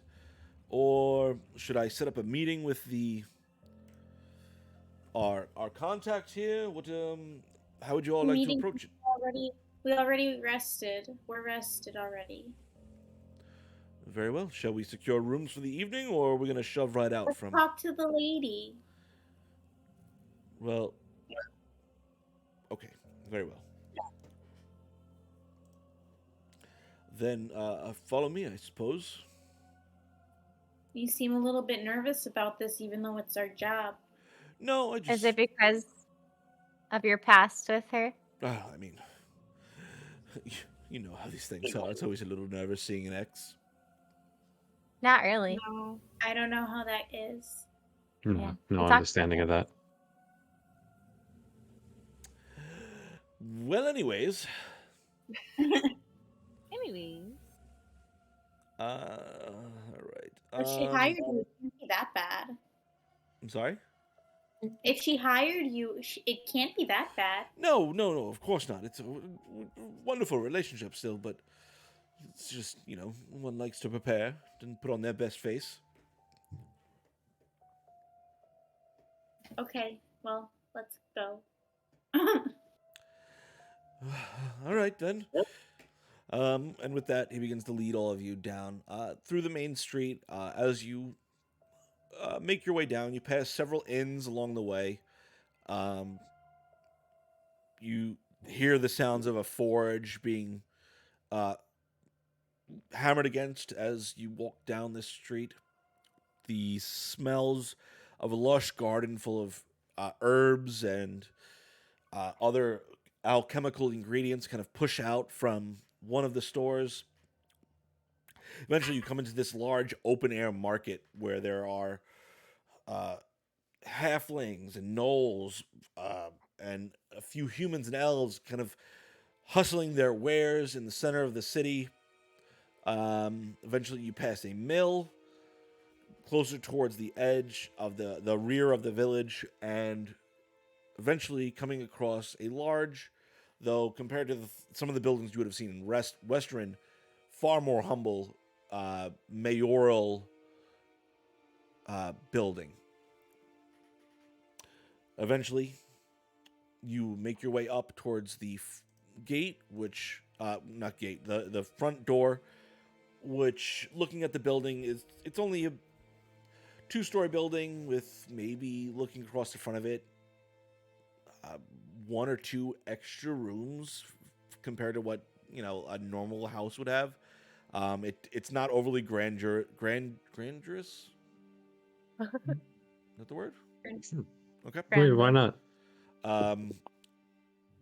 And as far as guards are concerned, you see none patrolling the outside of it. And as you approach, he kind of reaches out and gives a quick rap on the door. It is it's me. Hold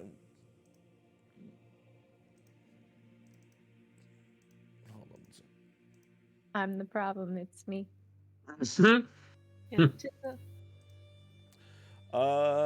It's Bramble. I've returned with adventurers to help us solve your problem. Eventually, the door opens, and you see a half-elven with this very rugged, weathered appearance, hooded cloak with a thin blade kind of tucked back around his waist, and a bow kind of strung across his shoulders. Half of his face is kind of heavily scarred as he kind of looks at all of you. Here are you. The name's Brainer. I see Bramble is Wait, hold on. Your name's what? Brainer. Brainer? Yeah, what's the problem? Come Thought on, we were Gormrog, it's a meeting no-brainer. Alara Bright Room. I'm gonna walk you back to her. Is that all right? Oh, okay. Yeah, just hurry up.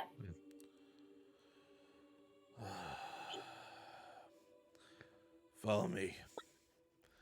He turns and begins You to got lead a all- brother? What? You were thinking that too, right? Like, You got a brother? No.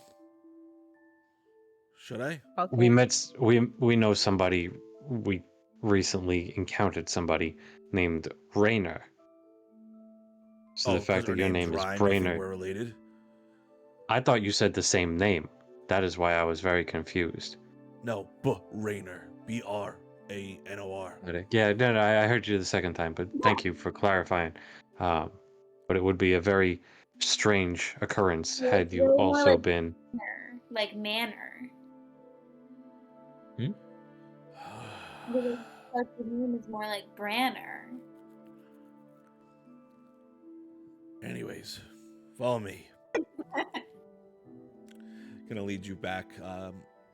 Again, a modest home, like not overly heavily decorated. A few modest pieces of art kind of line the walls. Most of it is just like looks like it's some amateur painted scenes of the tourist fields of the actual village that you're in right now. Some amateur painted, kind of just like on their first, they had their easel set up. It's their first painting, and they're just doing like they're almost like a paint by numbers. Gotta start somewhere. Yes, that's somewhere.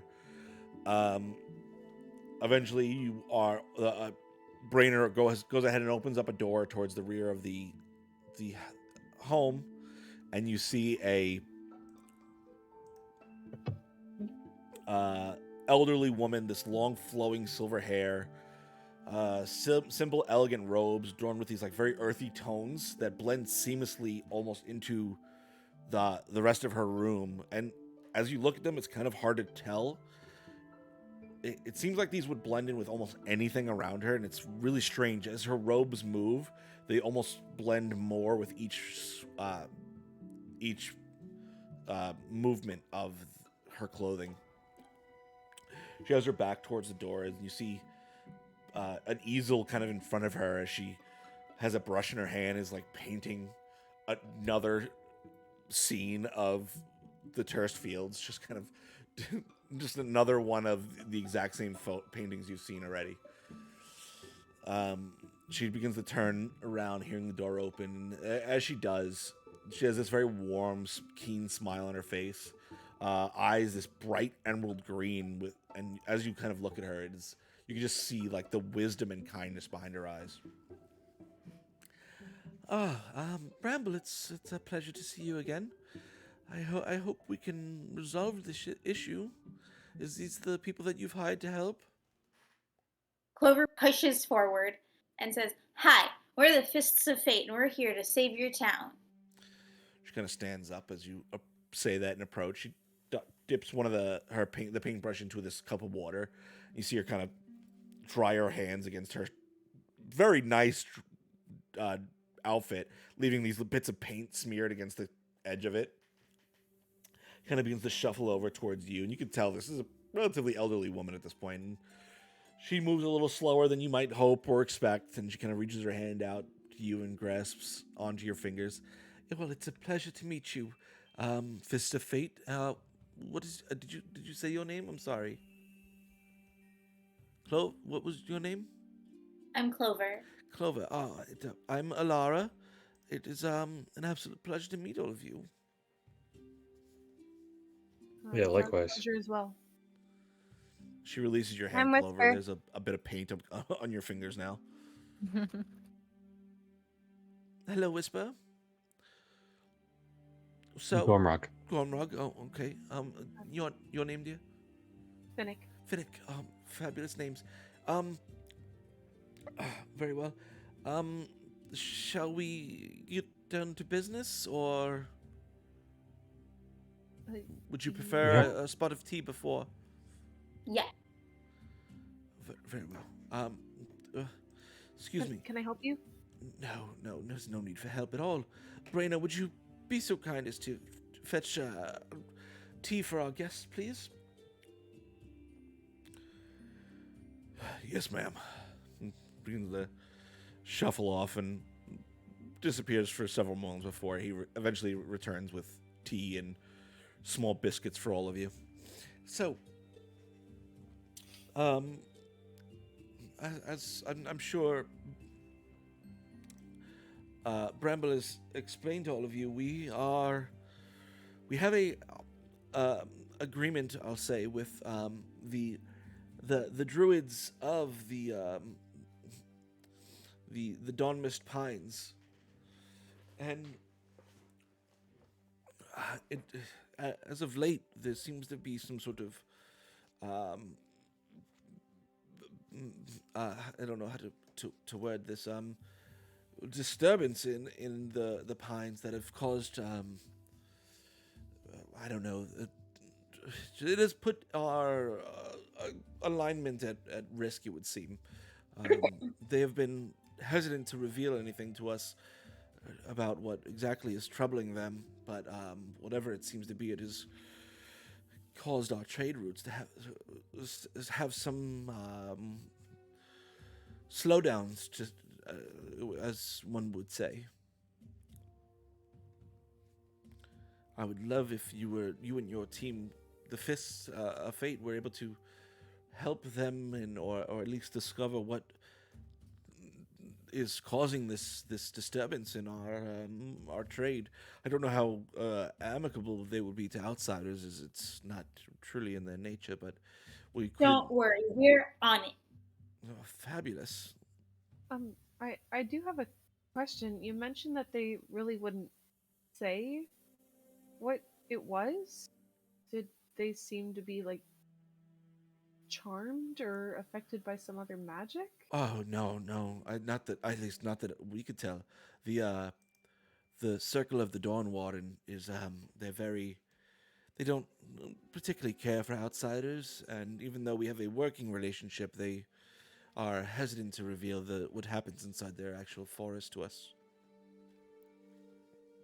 Circle of the Dawn Warden. Can I make like a history check or something like that to see if I've heard of that before? I also make a check. Yeah, history or religion, whichever you guys would prefer. Oh, cool. For me, it would be history. It would be religion for myself. That was good. I dropped it. 19. Okay. And anything I would know would be because of my mother. Okay. I also got a 19. Nice. Okay. As far as religion is concerned, you know of that there are a lot of druid circles throughout the world. Right. They tend to not necessarily operate in the circles that you would have.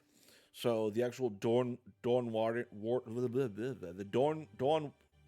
the people I already said, you've never heard that name before, but I mean, it's nothing. You do know that druid circles are typically reclusive in nature and don't necessarily get along the best with the more clerical aspects of the world. So, nothing about what she's saying is striking you as odd, but nothing is striking any sort of memory for you. Okay. Clover, your mother may or may not have dabbled in druid circles in her younger days, and the name that I've been saying, which I can't say anymore for some reason, Dawn Warden. Dawn Warden rings a bell. You do know that they hail from the Dawn Mist Pines. They typically base their practice around an oak that lives within the pines, the Dawn Mist Pines, called the Dawn Warden. Jesus Christ, Dawn Warden Oak. Fuck, that was hard. But I mean, besides that, there's nothing particularly, outstanding about them besides those little bits of fact that you know. Okay. And Ms. Brightbloom, do you have a particular point of contact with a individual among this circle of druids? Oh, of course. The Alondra is one of the senior members of the circle. Alondra? Alondra, yes. Damn you, Jim. Alondra and Alara. I know. Sitting in a tree. No. Don't threaten me with a good time, that's for sure. What is it, the pine trees or the oak trees? For all the trees, if I could. Goodness gracious. And then Thorn is typically the one that accompanies her as her main protector. So there will be the two that I would recommend finding first. There obviously are several others there.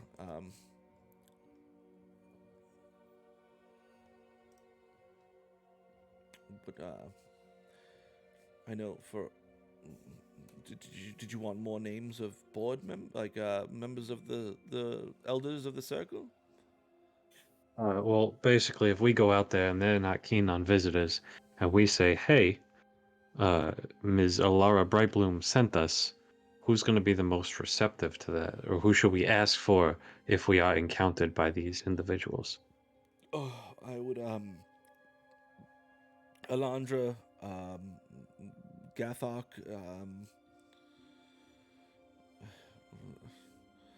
I know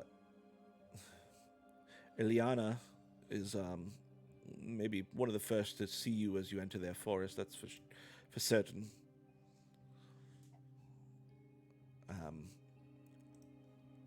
I know. As I've said, we have a working relationship with them, so I'm sure I wouldn't be too concerned with hostilities. But so those would be the people you'd more than likely encounter or wish to speak to. All right.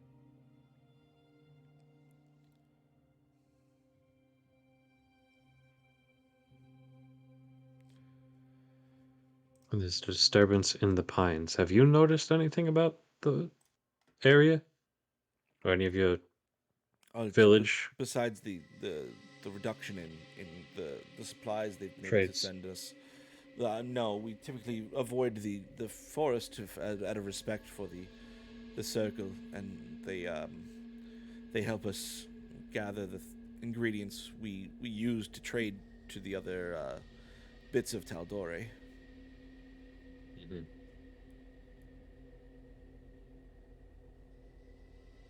Has your land experienced any strange growth lately? We don't typically have a lot of growth in our village. We, as I said, we use the pines to grow most of the supplies we'll need. Though, I mean, we do have a bit of farmland that we use, but no, I haven't noticed anything there. Just a question we gotta ask. It's a strange question, but okay. I'm glad I could help. How long have these disturbances been going on for? A few months at this point. Slowly but surely, the supplies that they were able to transport to us have dwindled, and now they are almost nil in their supplies. Did you guys do anything to hurt their feelings? Not that they've said to us. I suppose you don't know, but does it seem like more like they're running out of supplies, or just something is inhibiting the deliveries?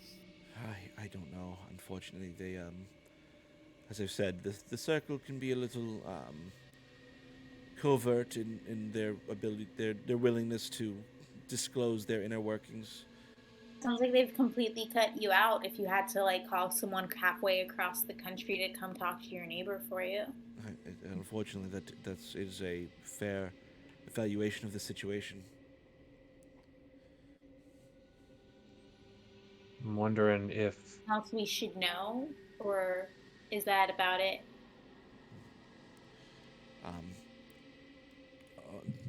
I know we've tried to send our own members in to try and have a conversation, and I mean, you could see from Brayna, he was greeted with hostilities.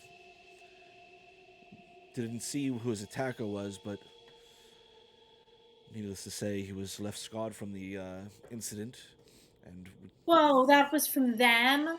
well, I don't want to accuse them, of course, but something in that forest scarred his face, unfortunately. And we don't have the resources to send in enough people there to be able to defend themselves if something malevolent has taken refuge in the pines. Brayna, Yeah. beast, blade, bow, or magic?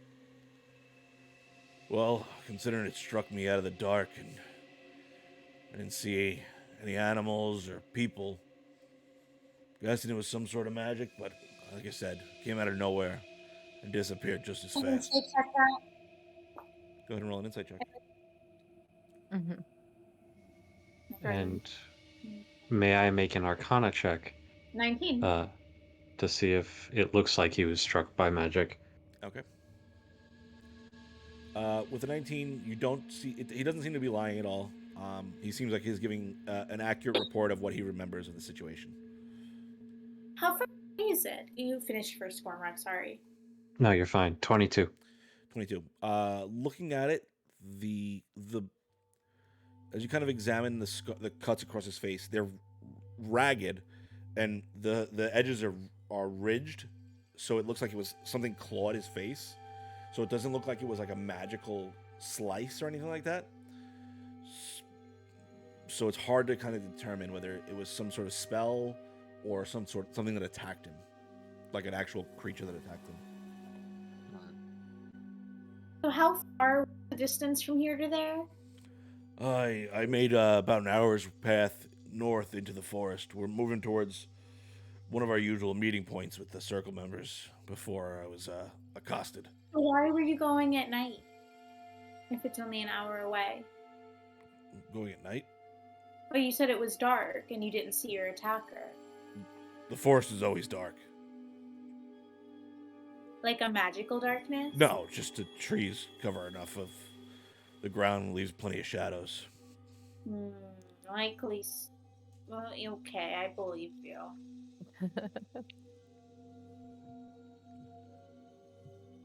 Does it hurt?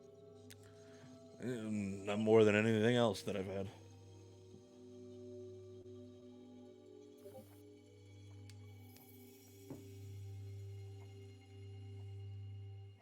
Okay, well, I guess we've got all the information we need.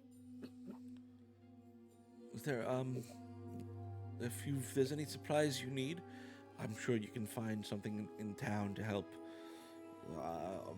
bolster your efforts on this journey. Oh, that's a great idea. Do you have an item, an amount of money to give us for items? Roll a persuasion check.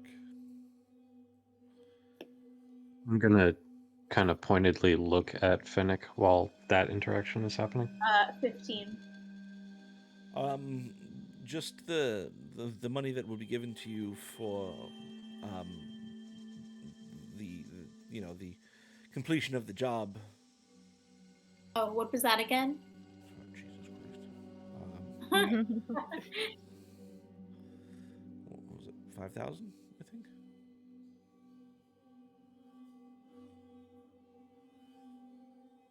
While this is happening, I'm just gonna form a telepathic link with Gormrog. What's going on? I'm not so sure that was magic that hit Brainer. Looks more beast than arcane. I don't know what kind of beast did that, but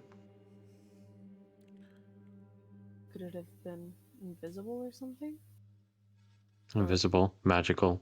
Don't know. Okay. Maybe even a werewolf. The fuck do I know?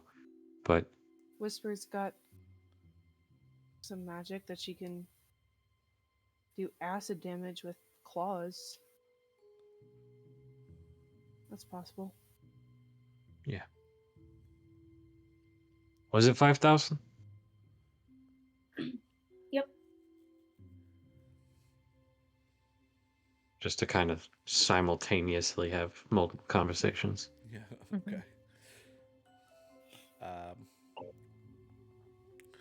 but no, whatever we will paying you, that will be the extent that we're unfortunately able to devote to this. We have other with the supply routes dwindling. It's put quite the pressure on our town. So any gold you're willing to exchange is more than welcome.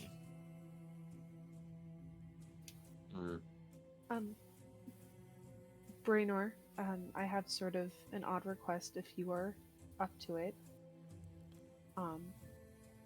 If you'd like, I can try and look back into your memories and see if I could find anything that might help us. Roll a persuasion check. It's heavy. Okay. That's powerful magic. You said persuasion? Yeah. That'd be a 22. God damn.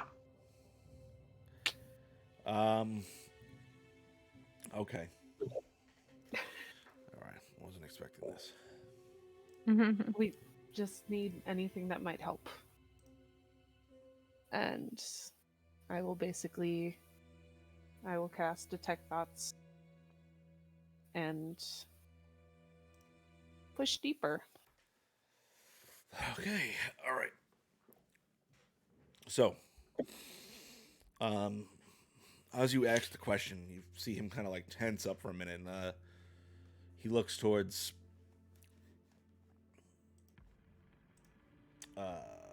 Alara.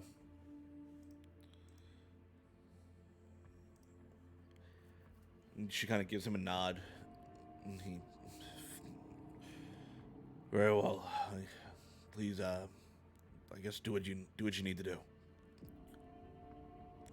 Kind of takes a seat in front of you. Okay. You bring your hands up to either side and begin to cast them spell. You feel your mind dive into the man in front of you, and you begin to push deeper and deeper. And you feel his brain open up and allow you to dive in and see the moment that he had described to you. You see as he makes his way through the forest, being careful to not. You see him giving great care as he walks through, trying his best to avoid breaking any limbs.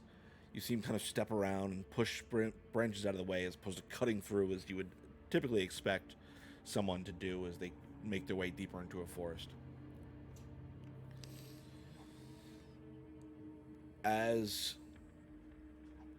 he pushes through, you kind of see the forest overhead begin to densen, and the light begins to die out around him. You see him kind of pause for a moment and begin to look around. You hear something in the forest cracking against branches and rustling through brush. Fucking tongue is not working. You see his memory of it becomes hazy as something launches out from the shadows and slams across his face. You see his body fall to the side. You could feel in the memory his body falling into unconsciousness. But you taking this moment to look through his unconscious eyes as they are still open, you see this mound of vines and leaves and muck and mud slam a fist down against the ground in front of him. You see it kind of lean down before slithering, its whole body just kind of serpentining and slithering back into the shadows, disappearing into darkness.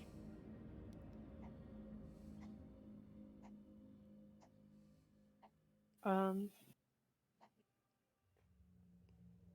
what, like, I don't suppose I could get a sense for what he's feeling as he was, like, walking through the woods? Was there, like, what he was feeling before he got attacked? In those memories, he is tense because, and as you kind of rile through his emotions, you get the sense he's tense because he's out in these woods trying to find a solution. So there's a lot of duty on his shoulders that he feels, and it's causing him a lot of tension in this moment. Oh, duty. Jesus Christ. But yeah, anything else you'd like to try and glean from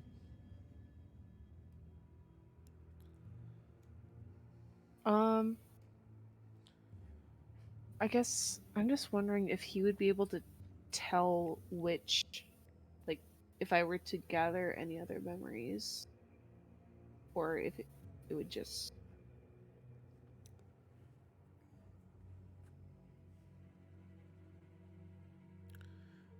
Because it just says either way the target knows you're probing into its mind. Right.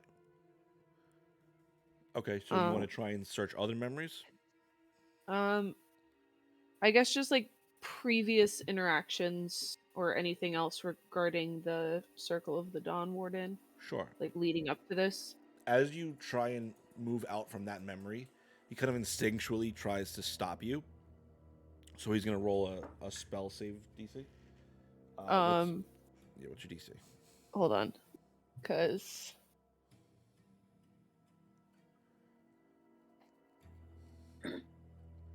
it's an intelligence check contested by my intelligence check. Okay, so he rolled an 8.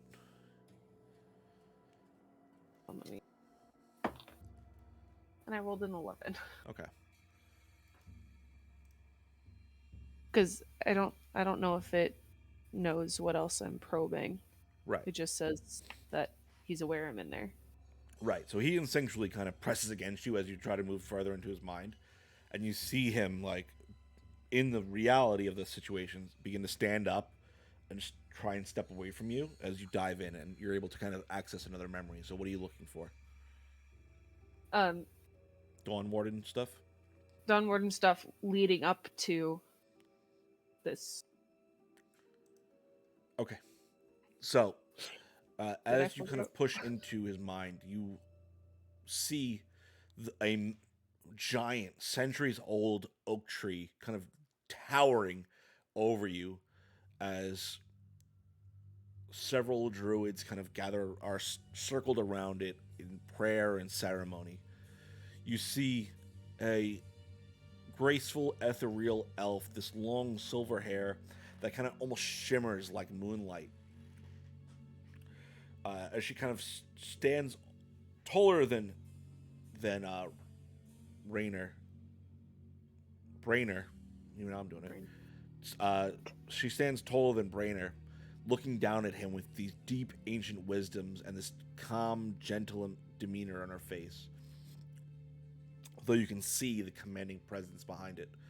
Her robes adorned with feathers that look like they were gathered from the local fauna and flora. So you see him there pleading with her, trying to understand what's happening. You hear him questioning why supplies have begun to dwindle, what they can do to make things better, and you see the woman just rebuffing him at every moment. You hear her say things like, it's not the business of outsiders to question the inner workings of our circle. There are issues that we must handle amongst ourselves before we're able to continue.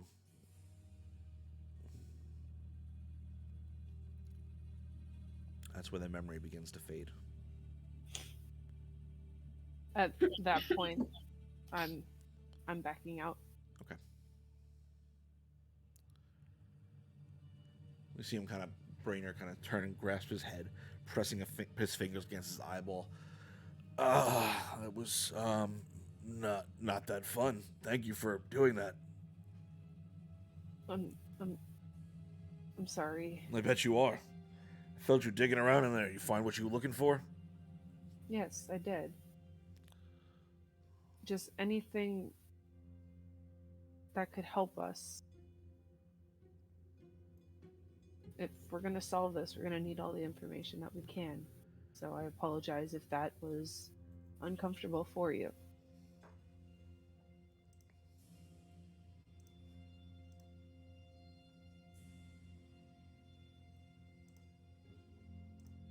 Knowledge is power. So if we know anything about this, anything you have to offer, will benefit us. And we'll be able to get this problem solved quicker.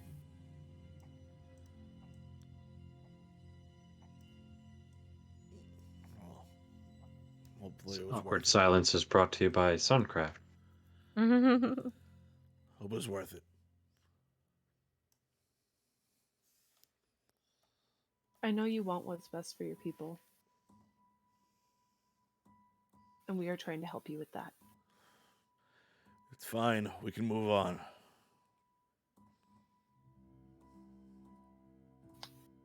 Gladly. Uh, Finnick, you find good stuff? Got what I needed. Okay. Anybody else have any questions? no, but while this was happening, could I have been doing a thing? Yeah. While everyone was doing that, I wanted to sneak back into the hallway that we walked in from Okay. with all the paintings. Yep. Roll stealth. I'm gonna check. take out. Okay. I cast Pass Without a Trace. Okay.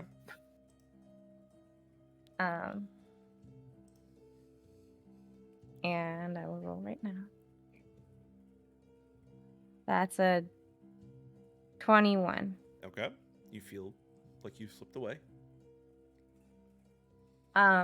And I take out my gold paint and I want to add little tiny gold dragons to each of the paintings, but in different spots and like hidden. Okay. Are you proficient with painter's tools? Is that a thing to be proficient with? Yeah. No. Okay. But I bought paint. Right. So Just go ahead and roll, I guess, a dexterity check for me. okay. See how. And this isn't my magic paint. This is the normal Right. paint. You have magic paint? Mhm. God's That help is us. a 17. Okay. I mean, you're not an artist, but you feel pretty confident these are some solid-looking dragons. They at least portray. They look like they're dragons. Like if you Yeah. squint your eyes a little bit. I wasn't going for like super detailed. Right. I was going for as fast as possible. Yeah, they're nice little like Yeah. blob dragons. Like they're kind of far in Yeah. the background, so it's just like a blob with the wings. There's a tail there. You get it. That looks like a dragon.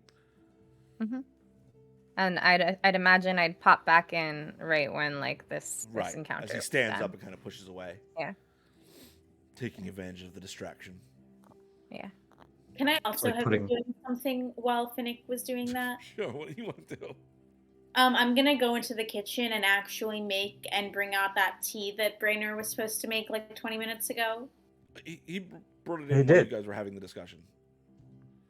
Oh, I missed that entire memo. Yeah. Yeah. He brought it in before Finnick decided to mind probe him. I'm gonna go make some more and bring it back. Please don't walk around my house. Don't know you. No offense. I'm gonna sneak and do it. Sure. Roll a stealth check for me. Would Pass Without a Trace work? Yeah. Or do you have to know? If it's with Pass Without a Trace. Oh, no. I didn't choose, yeah. So Oh. sorry. All right. Okay, never mind. Well, it's still a 23. All right. You don't need and it. with your perception check, as you sneak out during this thing too, you see Whisper there in the hallway, scribbling paintings. You don't. Whisper doesn't see you, but I'm you just see gonna, Whisper. to myself and keep moving. Eventually, you're able to gather up some more tea supplies and make your way back. And as you make your way back, you notice these little gold like blob dragons on each of the paintings as you walk through. Pew. But Whisper is, you see her duck into the room just ahead of you. Okay, cool. Okay. I'm gonna move this back in with more tea. All right. So Oh, thank you. I appreciate the refill on the tea. That's all the questions I had. I think we're set. Bramble, did you have anything else you wanted to ask? I don't believe so. I have a question. Yes. What's So- your question? So what is there to do for fun in this town?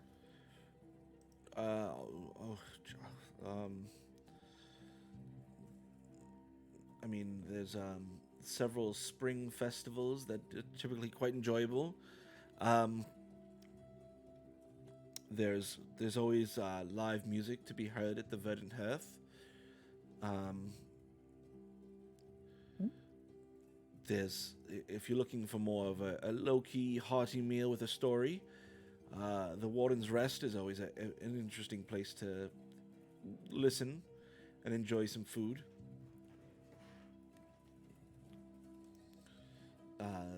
If you're looking to do a little shopping or investing, there's the Thes's Harvest Emporium, which is our open air market where you can find fresh fruits, vegetables, and supplies if that you so need.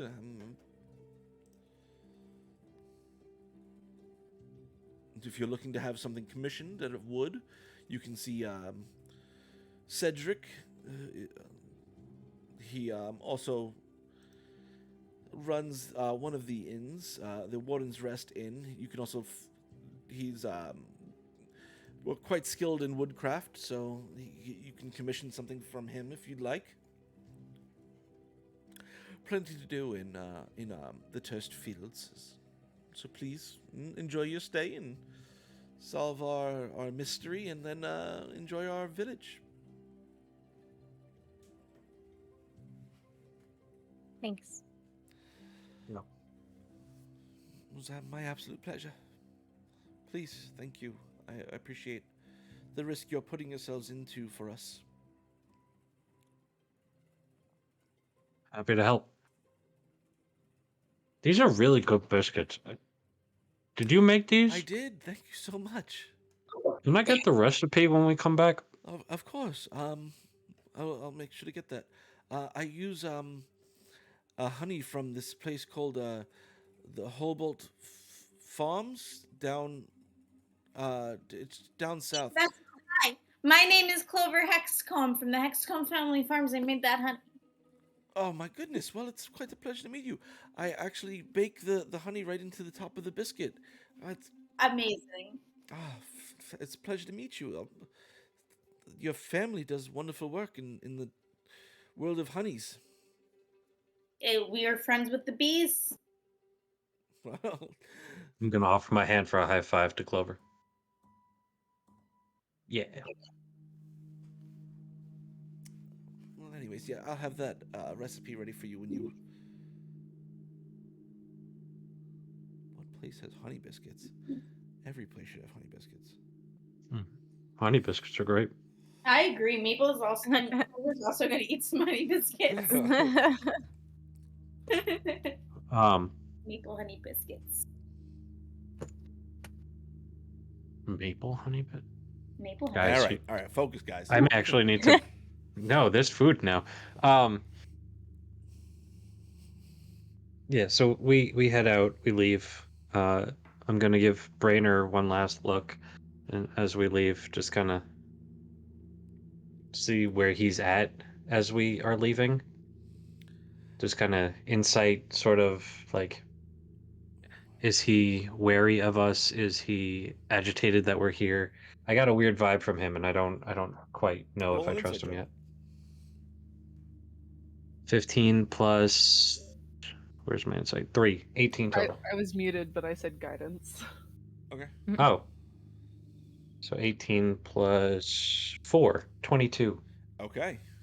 As you kind of look back towards Brainer, you first emotion you see from him is a little like he seems a bit shaken from having his mind kind of pressed into by Finnick in that last moment, Mm-hmm. and you can see that there's almost a sense of violation that he feels. Mhm. As you kind of recap all the things he said to you in this time period, you also get the sense that he is a little ashamed that he wasn't able to handle this himself. Mm-hmm. But as far as any like subterfuge, you don't get it. You don't really sense anything like that coming from him. But what I've said.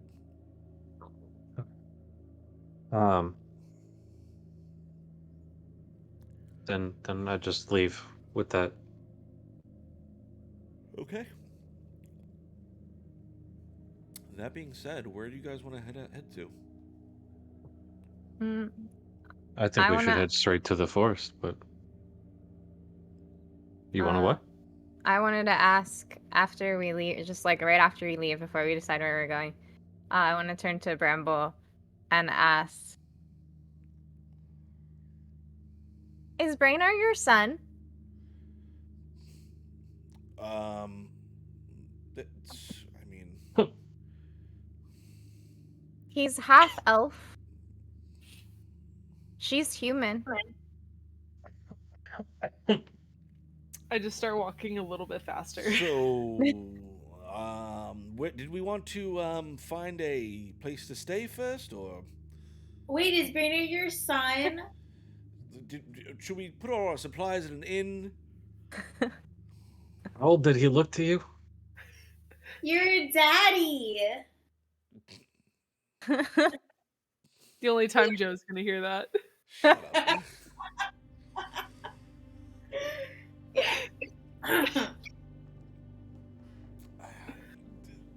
The question of Brainer's lineage may have come up in the past, and I mean, there's a possibility that may be the case. But what inn do you want to stay at?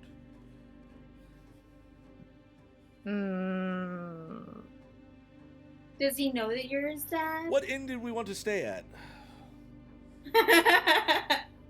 Music one. Okay.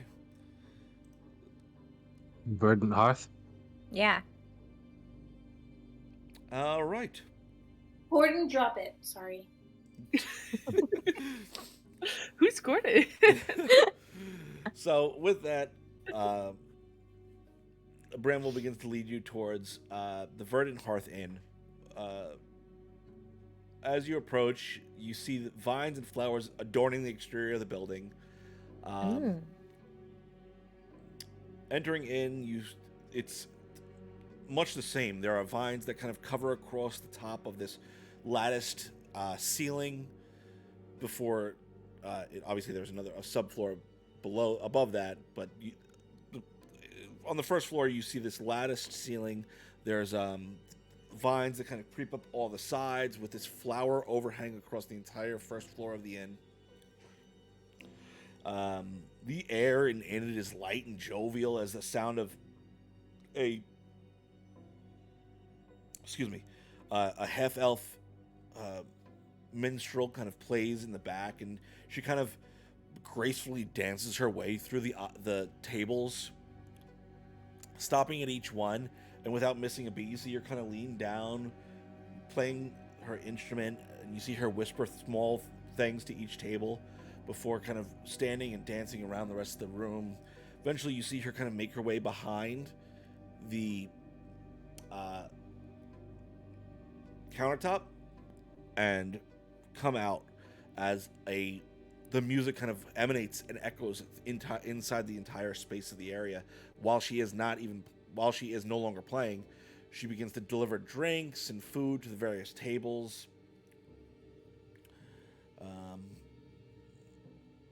But yeah, welcome to the Verdant Hearth Inn.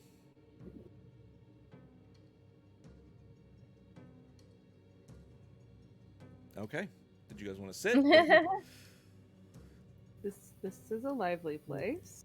Looking at the walls and the ceiling, I'm gonna just kind of mutter to myself, Miss Rosalind would like it here.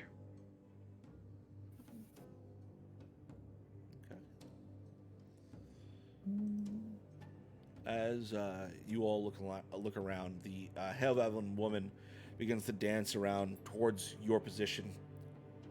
And in this almost sing-songy voice, you see her kind of, "Oh, hello, nice to meet you. I'm Fela Moonshadow. Would you all like a table and some rooms?" You who? Fela Moonshadow. Phala Moonshadow? Yep. A table and some rooms would be lovely. Thank you. Okay, well, and as she speaks, she kind of has this, like, small button nose that's just, like, this very cute little button nose. Her cheeks kind of rise, and with the warmth, and you see the redness in her cheeks from singing and exerting all this energy. She just exudes, like, this charm and grace. Long, black, midnight hair that's, like, tied up into this ponytail that flows out with each movement. It kind of drapes across her shoulders. You see her wearing this colorful, flowery garment, and there's like strings of instruments kind of etched into it that if she does happen to break a string during her show, you get the sense she just kind of pulls one out and easily ties it into the whatever string she's broken. And she kind of does this almost pirouette and spin and dances towards an empty table before, with a swift twist of her arm, cleans the top of it, and several dishes begin to lay out across it. Wow. Yeah, I was gonna say, I'm looking at Cece and Jem, and I'm just like, yep, they're into it. Oh, 100%. Clover, you're muted. Clover, you're muted. I can't hear a single thing you're saying. All I'm thinking about is how she has the same last name as one of my friends. One of your friends is named Moonshadow? My friend Maple Moonshadow. Huh. I wonder if they're related. I was trying to ask, but I was muted. Well, as we go to sit down at the table that she's just cleared and laid out for us, you could absolutely ask her. Are you part of the big Moonshadow family? I'm sorry, not dear. No family I've heard of. Oh, so you don't have any family? Oh, not around here at least. And she kind of dances and turns, and that you see her instrument begin to be produced once more from inside of her robe. I don't believe her. I mean, That sounds a little off. I mean, Moonshadow might not even be her name. could be a stage name, or multiple people can have the same last name. That's not true. That's true. I'm gonna take a seat. Oh, I'm just gonna sit down too. Okay. With that, as you all kind of gather your seats, she finishes playing, continuing as she steps away from your table, allowing you all to get seated, leaving you with your menus and dishes. She makes her way off once more, weaving through the crowd, picking up on the last the outro of the song, giving this wonderful flourish towards the end. She kind of hops up onto this little stage in the back of the room, giving a spin before the instrument disappears from her hands once more, and she kind of just bows, her dress kind of flowing out behind her. I'm not gonna clap. Is Bramble clapping? Yeah, you see him use a brief applause as he kind of, as a fan of live music as he is. Yeah. But with that, in short order, the murmurs begin to rise once more from inside the tavern, from the inn rather, as the voices of everyone there kind of enjoy the lull in music and begin to eat their meals and drink their drinks and kind of have brief conversations amongst each other, amongst one another. Eventually, after attending to a few other tables, Fela begins to make her way over towards you all once again, kind of stepping between all of you. She reaches her hands out and gently caresses the shoulders of all of you as she walks by. Well, have you all figured out what you like to eat or drink? Anything I can get you all?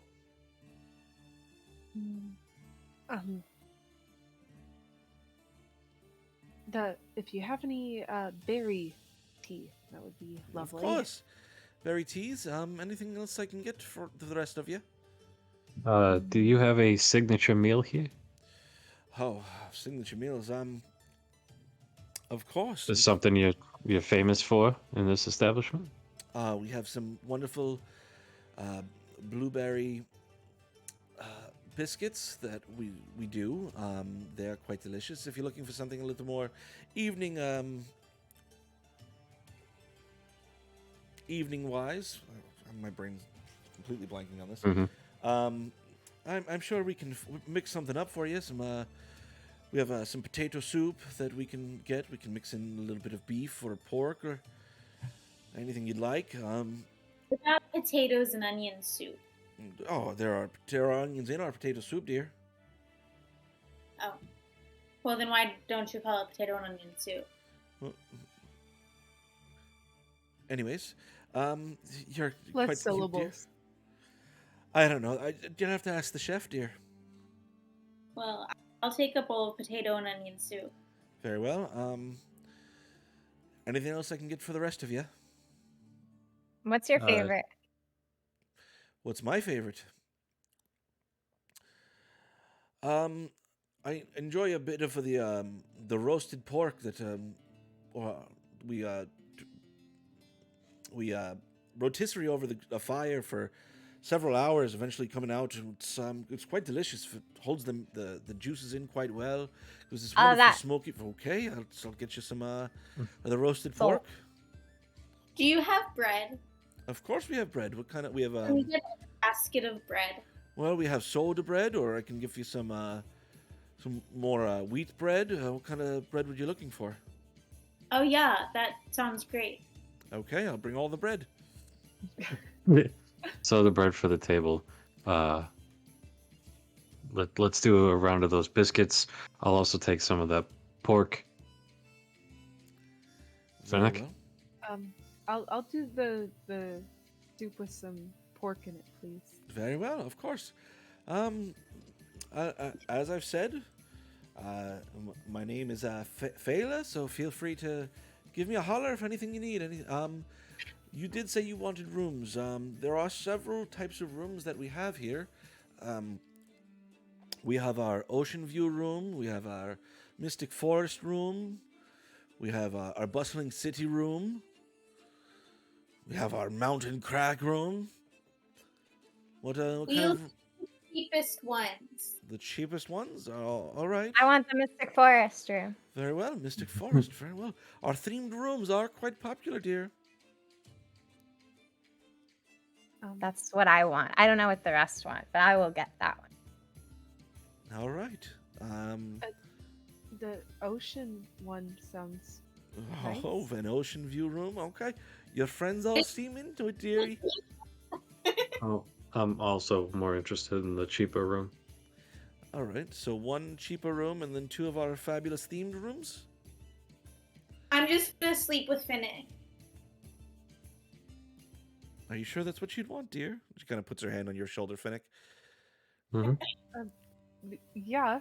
Okay. Well, I'm just saying kind there's of other sharing a bit. services that our lovely establishment offer. I didn't know if that's something you'd like a little time for yourself. Sorry, could you elaborate? She just kind of brushes a finger against your chin. I'll go get the food orders ready for you. Okay. I think you just missed a particular item on the menu. She begins to dance off towards the back of the Ooh. room before hollering. Okay, if you like some privacy with Fela, let me know. Excuse me. I think I'm okay. Don't know if that's something I need to or want to pay for. If that's what I don't know if that's what she was insinuating Who knows what she or was insinuating? It's a crazy world out there. Services typically get paid for. I Um, honestly I think the oceanfront I too. I just no. didn't pay for it, so. All right. Sorry, what'd you say? So, Clover, what'd you say? I said I kind of wanted the oceanfront room too. I just didn't want to pay for Okay. it. Okay. That's fine. I can pay for it. all right. So, as your food orders are placed and your rooms are requested, we will worry about the cost to all of that on the next session, as this is where we're going to call it for tonight, as you all finally make your way into the Turst Fields and get set to head off into the Dawn Mist Pines to try and unwrap whatever mystery has plagued this village. Plague of the Pines. Yes, the Pine Plague. Yes. Were you raising your No, finger I don't for like me, it Jim? that way. No, Oh, I was thought you- dancing. all right. That being said, that is where we're going to call it for tonight. You can catch us tomorrow for Spell Shots. Yeah. You can catch last week's episode of Goodberry Cafe, which is posted on our YouTube channel, which is youtube.com/new_age_geeks. Same as all our other social media platforms. That's where we're at. Tomorrow, my interview with Rima Rabbit, one of the cast members of Queer and Present Danger, will post tomorrow at 12 Eastern Time. So you can catch that there on our YouTube page. If you are checking out our YouTube, we would love if you could like, comment, subscribe, all those things. Help us boost that algorithm. Get out there. Let other people find us. Well, join the Discord. Join our Discord. What's up? Yeah. I can say who is our guest. Yay! Who's our guest? It's Reese Pearson. They were on one of my horror shows that I had on Goodberry. Yeah. So I don't remember. That's going to be a good episode. Yeah. Yeah. All right. Do we know who we want to raid? There's Joe Mama? there's Why was I gonna say that? roleplay or Blackwater D&D. Blackwater's on? Blackwater's on. Or Behold roleplay. I'm good with either one of those. What do you guys think? We also got Better with Dragons doing make sure it doesn't better end with right that. before you read it. I know, right? All right. I'm going to do Behold roleplay because they're top of the list for me. Like, Cool. on my list here of things that popped up. Okay. All right. Yeah.